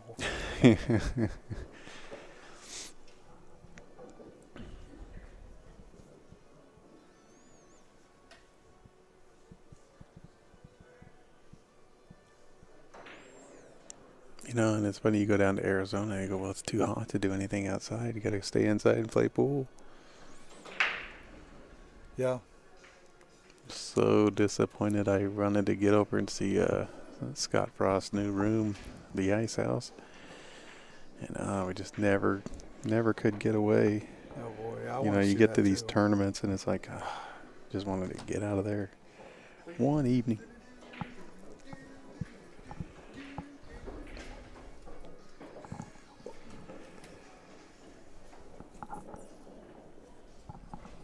They have a really good pool scene in Arizona. Oh boy, yeah, they do. And they have they had a really good one of the better rating systems for a long time. Now I heard they went to Fargo as well. And that says something because theirs was a model for a lot of people.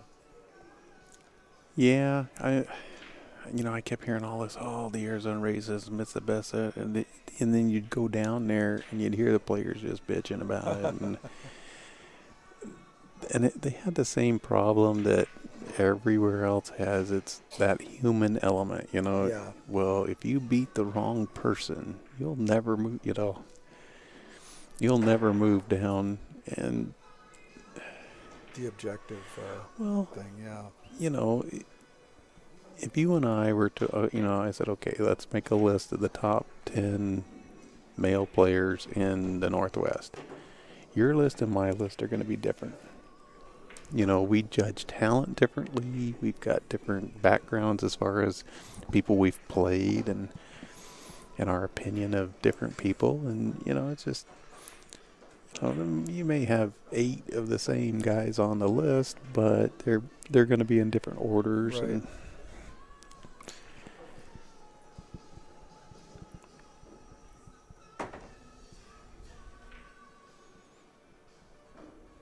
Well, when you judge somebody by what they've done, rather than how nice their stroke looks or how they pocket balls, it's sort of like in football where they judge these guys by their combines, but then a year later Right. they're looking at them and they can see what they've done in the NFL, and so it's going to be accurate or pretty darn close. These combines, they just blow me away. It's like you just want to throw away what the guy's done for 4 years in college. Yeah. I wonder how fast he can run a 40. It's like,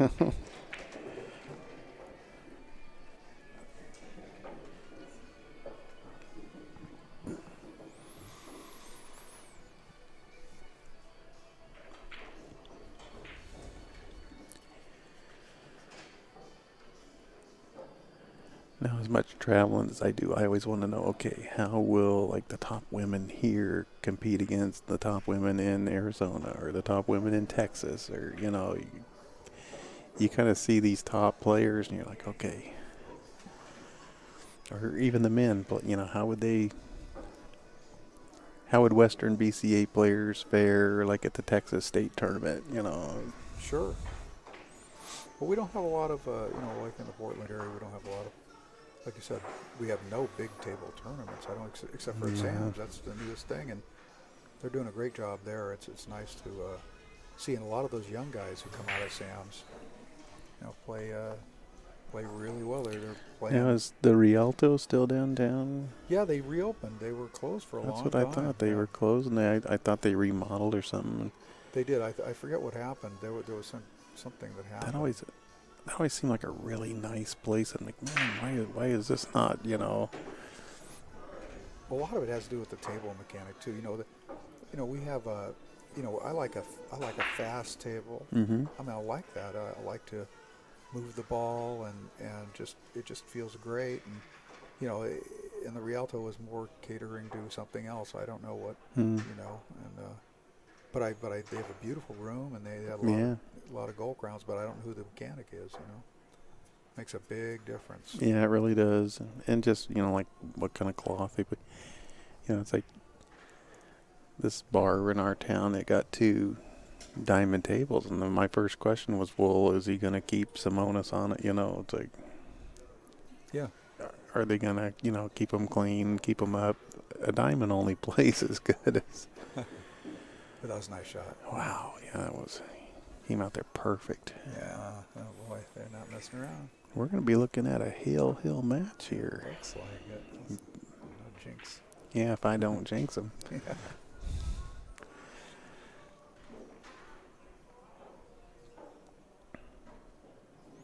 Well, this is kind of how the last few games have gone. Those Steve and Cindy have been the first ones to try to get out. They just haven't completed a.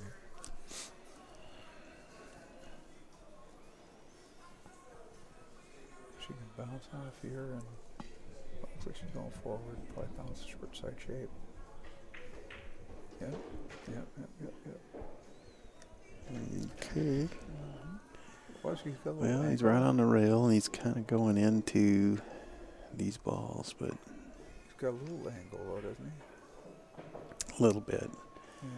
I don't know if he can slip by that 8-ball, though, without running into it. I think he can. But He's I think looking. he's looking at the side or maybe even the corner if he can just roll it. 'Cause I don't think he has that much angle. I think Cindy wanted to come up a little higher.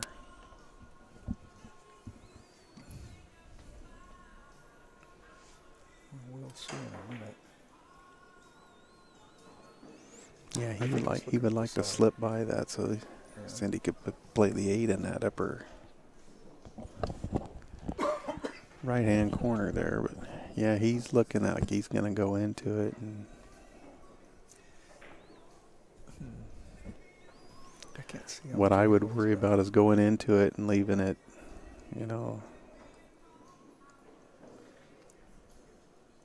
To me, it doesn't on- look like on he the has ri- that much angle, but maybe he does.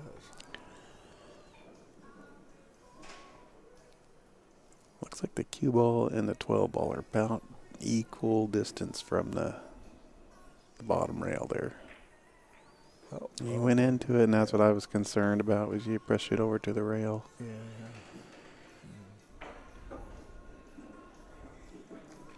Well, once again, Yeah, it looks like it goes right between there. wow, that'd be quite a shot. Yes, it would. But it does look like it. It's the way to go. Yeah, there's not a whole lot else. I guess you could cut it all the way down. Yeah, I don't like that one. No.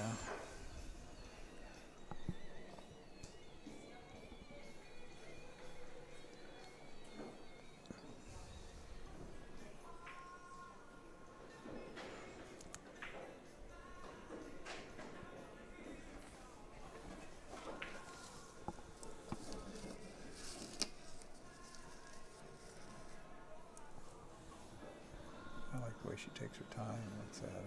She can give her best effort. Yeah, she's measured it like 3 times, so Yeah.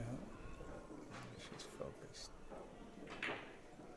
wow. That was a Wow. nice shot. I got excited. That was a about great one. That shot. was a thing of beauty. That was a great shot. That was awesome. It is Hill, folks. Hill, yeah. One game. Somebody's going to finish 4th, and somebody's going to move on. I thought there might be a break about now. A break? No, they already had their break. Thrill Hill.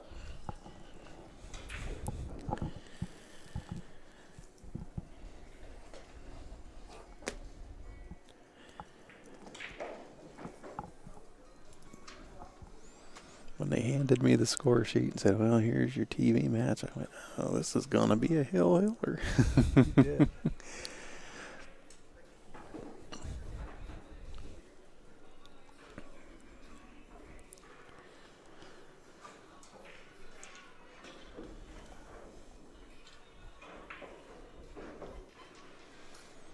Now, we were talking about this earlier. Hill.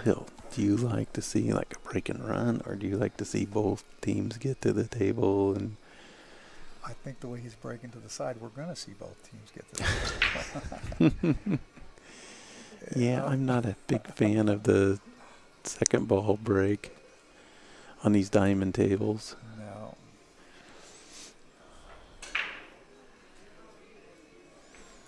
Yeah, he broke dry, so we are seeing both teams come to the table. Well, this is... And this doesn't look like it's a, you're not going to go, wow, she's out here. I like to see Hill games won on a great shot. Well, that last shot by Cindy was spectacular, really spectacular. Because they had an open table, Mhm. and you have to figure they were going to get out. And Wow, what a clutch shot, the way she took her time. And just did everything right, Yeah. and then shot that thing right in the hole. Mr. Lang, these tables have Simonis 860 HR on them.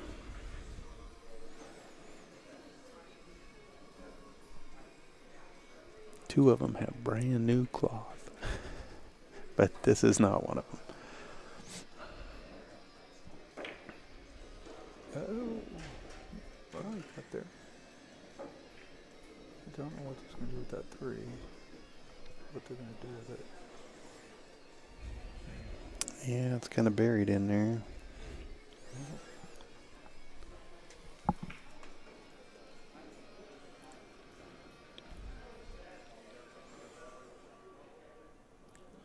It looks like that 11 will go in the side.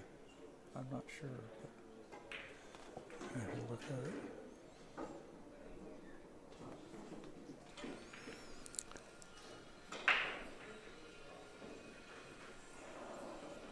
Oh, maybe you can cut it all the way down. He's looking at the 11. It's like, well, I mean, where they need. I was wondering if they get over, like, on this left-hand rail. Is there a shot available on it? Yeah. It is tight.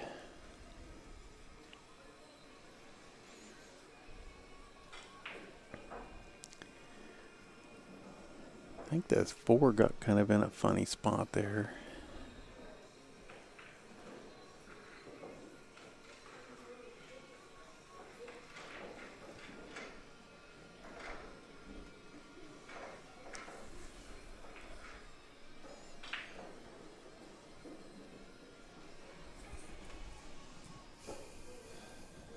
I don't know. It's like the only solid I really like where it is the 5. You know, it's like, oof. Yeah. The 4 is in a funny spot. The 3's no good.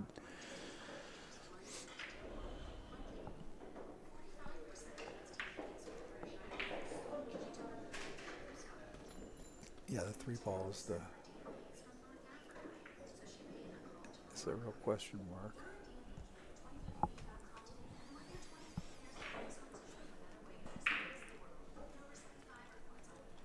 Yeah, and you really don't want to move that ball on the bottom there, the 5.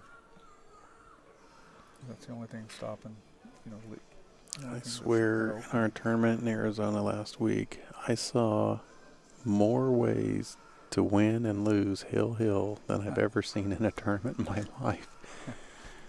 Couple the things that was like I had never seen before. It's like this is hill, you know. It's like, yeah. Oh, yeah, great shots and a scratch. A foul that wasn't even a foul. Oh, the one guy, I just felt so bad for him. Finals of the gold division, and he kicks at his ball, and he misses. He's got 2 balls in the 8. The other guy's got 1 ball in the 8. The guy with 2 balls in the 8, he kicks, and he misses the ball he's going for. But the cue ball comes off the rail, comes over, hits his other ball, and bumps up against the rail. And he's got his opponent totally hooked. All he's got is the 2 ball, and the 8's right in between it. So he's totally 100% hooked. And he just kind of drops his head, walks over, picks up the cue ball to hand it to us. And his opponent goes, "Are you kidding me?" He says, "That was a good hit." He says, "You hit your 14 and the cue ball came off the rail." And he goes, "Well, too late now." You know, it's like, so the guy shoots the 2, shoots the 8, match over. I was like, oh my gosh. I think that's a matter of being too focused on what you're doing. Sometimes that's what happens when you're on a TV table. Yeah. You can just lose perspective on what happened. Well, and we had 6 finals. 5 of the 6 double dipped,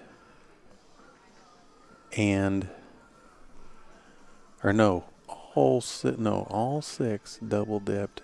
5 of them went hill in the second set, and we was like, well, I think Fargo's working. Well, now we know that that ball would have Yeah, could have gone. I think it would have, yeah. But that was a well. But it's like shot.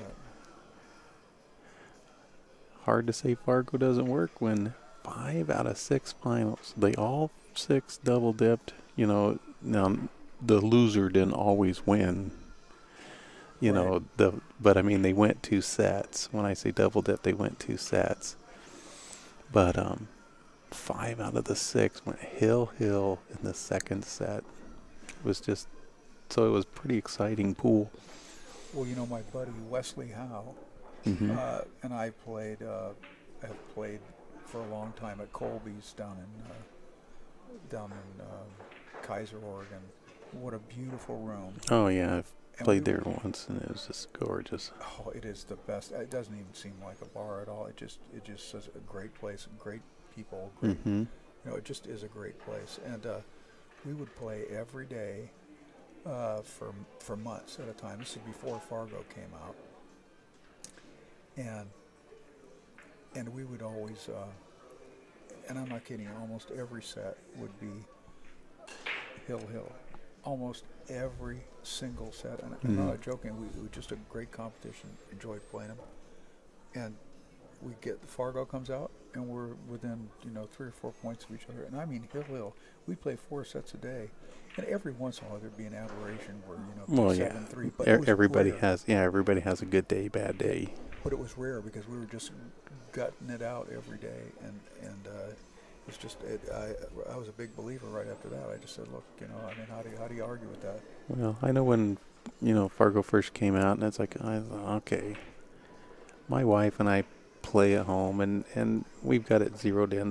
I give her 4 games and raised to 7, and it doesn't really matter whether we're playing 8 ball, 9 ball, 10 ball. And we play for $5 a set, and when somebody gets 10 sets ahead, we pay off. So nobody wants to have to hand your spouse $50, but that she can just go buy whatever she wants. And we've been doing this for 10 years, and I got on Fargo and I typed in my rating and her rating, and boom, it said, I should give her 4 games and raise to 7. Wow. And it also said that I had a 63% chance to win or something. And I thought, wow. I said, because I win about 2 out of 3 sets. Wow. Sure. It would take forever, it seems like, to get 10 sets ahead.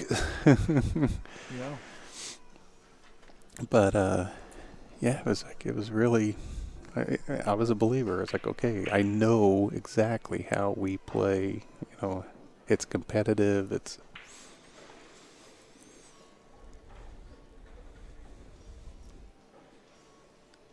Is it going to bank this, or who's that? Yeah, going to bank it, I think. wife and I play for chore duties. Yeah, it's a. Oh, he made it funny. So. He made it funny and making those stripes more difficult. And I don't know you could roll forward on this 10 and maybe combo that 3 and leave him behind those balls. I don't know. Of course, you could jump it. So, I like shoot the 10 and maybe draw back a little bit, get the 14. You really want to get that 13 ball out of there. It's blocking the 12 and the 15 from going in that side. Yeah. Well, he's going around. He's going to bump it now, I think. He's going.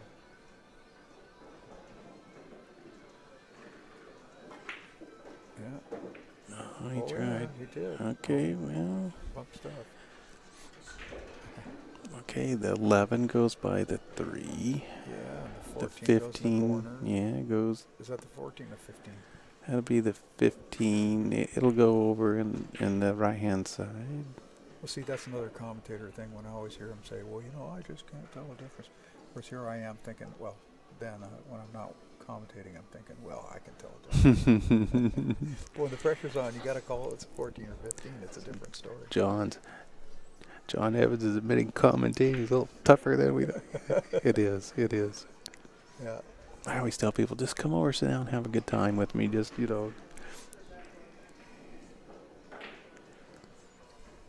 see what this is potentially could be the last half inning at the table. Let's see what happens here. Well, she got him good on the 10. Sure did. Smooth. Yeah, and he plays for that 15. He looks like 15. he's. Yeah, it looks to me. Yeah, the 15 looks like it'll go by the. Yeah, go right through there. Which that really opens things up.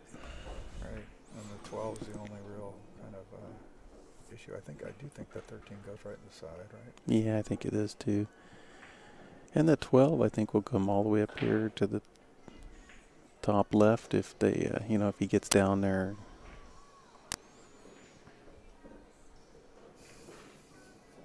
Yep, I would shoot this 10 and try to get on that 15 and then the 11.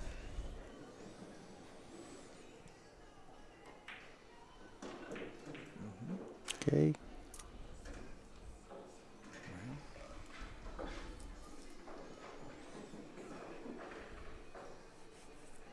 12 doesn't go past the 3, though, right? No. I think she's got a little bit of the wrong angle here.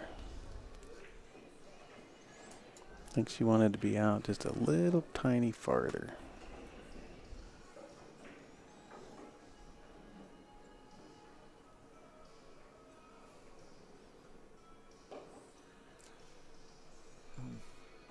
Well, actually, if she hit, I don't know. I can't tell whether she's straight. Is she straight in, or it looks like she's shooting at 11. Yeah, she might be shooting the 11. I think she's worried about if she shoots the 15, she's going to run into the 12. She's got kind of an angle, I think, that's going that direction. She's going to take this 11.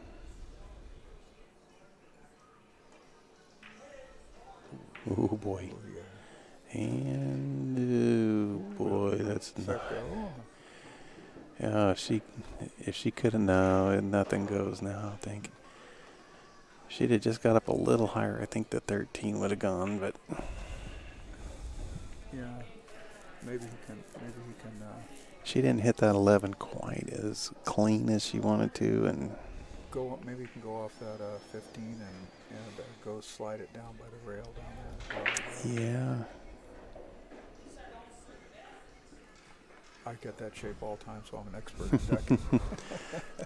leave him like you'd leave him a bank shot, I guess. Yeah, but if he gets all the way down there, he'd be all right.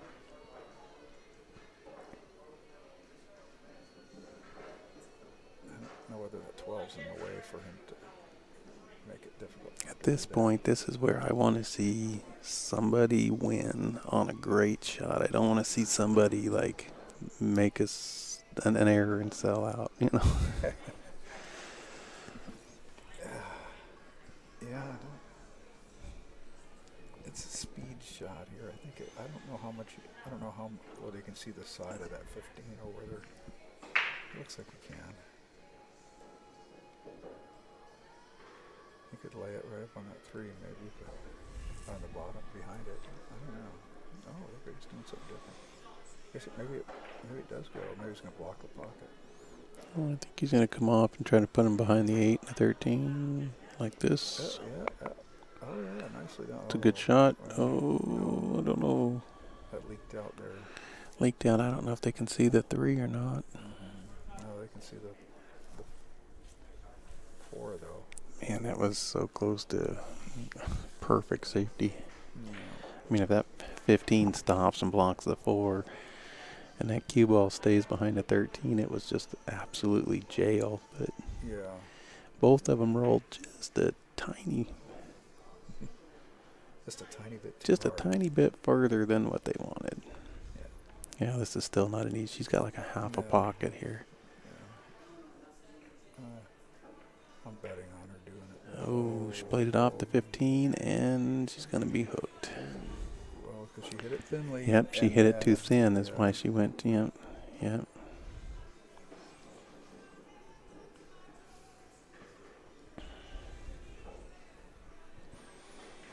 I don't think he's jumping that. That's quite a reach. Yeah. don't want to play any guy that can reach out there and jump over a ball. I saw Frenchie from Canada one time reach out over his back, over kind of like arm Kidding. behind his thing against me. I hated it, and he nailed a ball. It was the cue ball was practically in the middle of the table, and just ridiculous. It's getting a little nervy. Yeah. I wish you could. Well, this is a possible. If you could see the faces of the players not at the table, it's a little nervy. If he could kick this and cut it in, he would have shape on that 8. Oh no, he's going 2 rails into it, and he's going to leave him safe. I think that's what he's trying to do.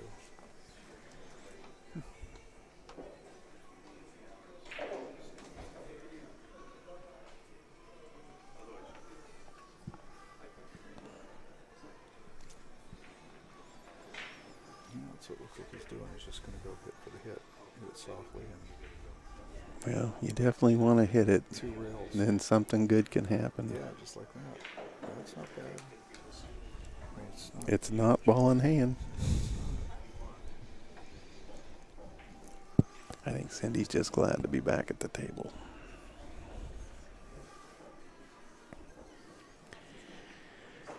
She does 13. I would go all the way up to the corner with it here. And follow forward, get past the 8 so that my partner could play the 15, then the 12, and then the 8. She's pretty aggressive.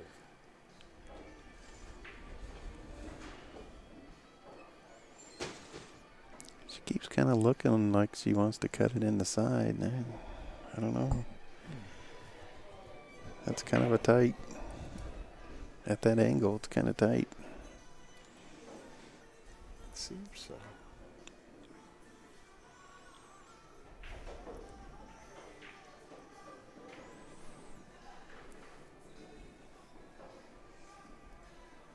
Does the 12 go past the 15? No, I don't believe it does. Okay, she's going up in the corner. Oh, and she just flat out missed it. Just missed it. Oh, It's straight in, of course. well, Kim's got this 3. Just draw straight back. Yeah.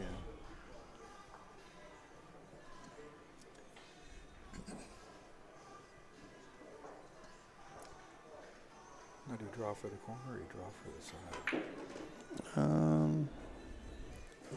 I would probably draw for the corner. That way, if I overdrew it, I'd have it in the side. Right.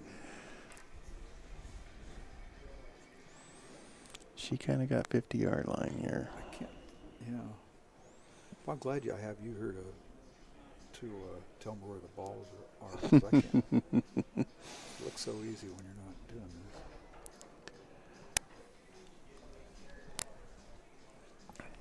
Can you razor it then? Cut this In the corner? in the side. Oh, in the side? I don't know. I don't know either. He's so close. It looks kind of like when I look out there at the table, it's like, I think he could cut it in the corner, but seems like he could come in this upper right-hand corner, but he hasn't really looked. You could bank it too, but That's so hard when you're that doesn't close. sound like fun, though. Well, the referee's getting up over there. But I don't think he's coming this way. Oh, and when they haven't. If he's going to shoot straight into it, they'll get him.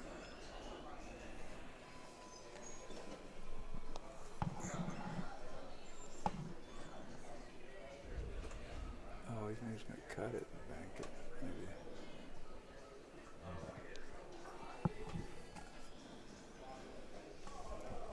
Yeah, that's what he's calling. I want to go off that 14, 15.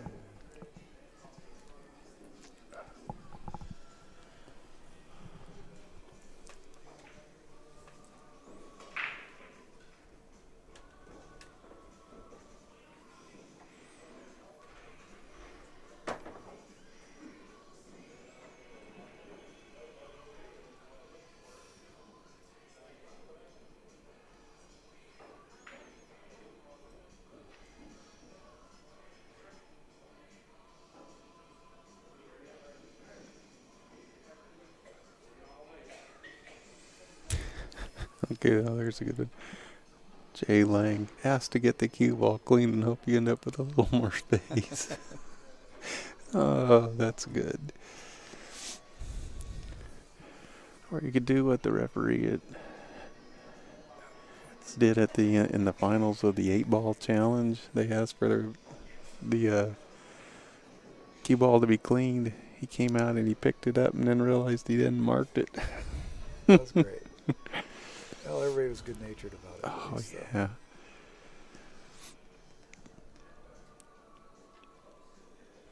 Okay, I think this is the time he's actually going to shoot it. Nope, I was right. You know, I worry about going like one rail in the corner. Right. Well, okay, he's Okay, well, let's see. missed it and he hasn't scratched. We're going to nothing easy, man. Oh, look! Nothing Oh my easy. gosh! Look how close that 8-ball came to. Yeah. Boy, that was nothing easy here. No, the 15 and the 13 had to get all funny down there. Yeah. And you got an angle on the 12 that's going the wrong direction. No. Nothing. Obvious safety. Nothing. This is the full suffer when it's hill. Yeah. I don't know whether will that 15 go in the corner because well, he can do something. Gosh, I don't know. Get there. It might go in the other corner too if he goes all around the table. No, I don't know. Yeah, I can't tell like how if there's space between those two balls. It looks like there is on this. He's one. looking. I think the first shot, all you have is the 12, though. I mean. Oh yeah. He's got to get there. But Can you cut it with inside English and come back across the table absolutely. without making that 8-ball? Sure. From here you can. Yeah, from the booth, yes, it can be done. Absolutely. Out there, I'm not so sure. We could do it. But of course. Gunslinger says, heck, I'm nervous and I'm not even playing. I'm too tired to be nervous. How long you been announcing today? My first match was at 10 a.m. this morning.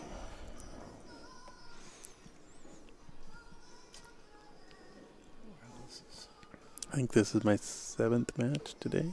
Wow. What's he doing? I don't know. Looks like he crossed banking it. No? Oh. Well, he tried. I think it's my 7th match, and you're about my 5th different commentating partner. That's the fun part, though. Oh, sure. It's getting different people in here. Well, it's been fun for me, I'll tell you. Well, that's good. I wanted it to be fun for you. Thank you. Well, this should bring an end to this match. Kim just has to tap this 8-ball, and she does.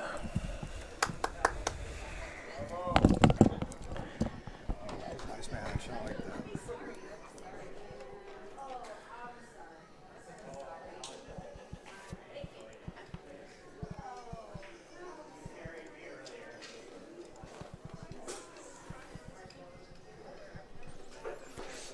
Well, everybody, we thank you so much for joining us. This is Brett Baker with Bad Boys TV signing off. We will be back at 9 a.m. tomorrow morning Pacific time, so join us then. Everybody have a good night. Yeah, this was a great match. Enjoyed bringing it to you. Thanks a lot, everybody.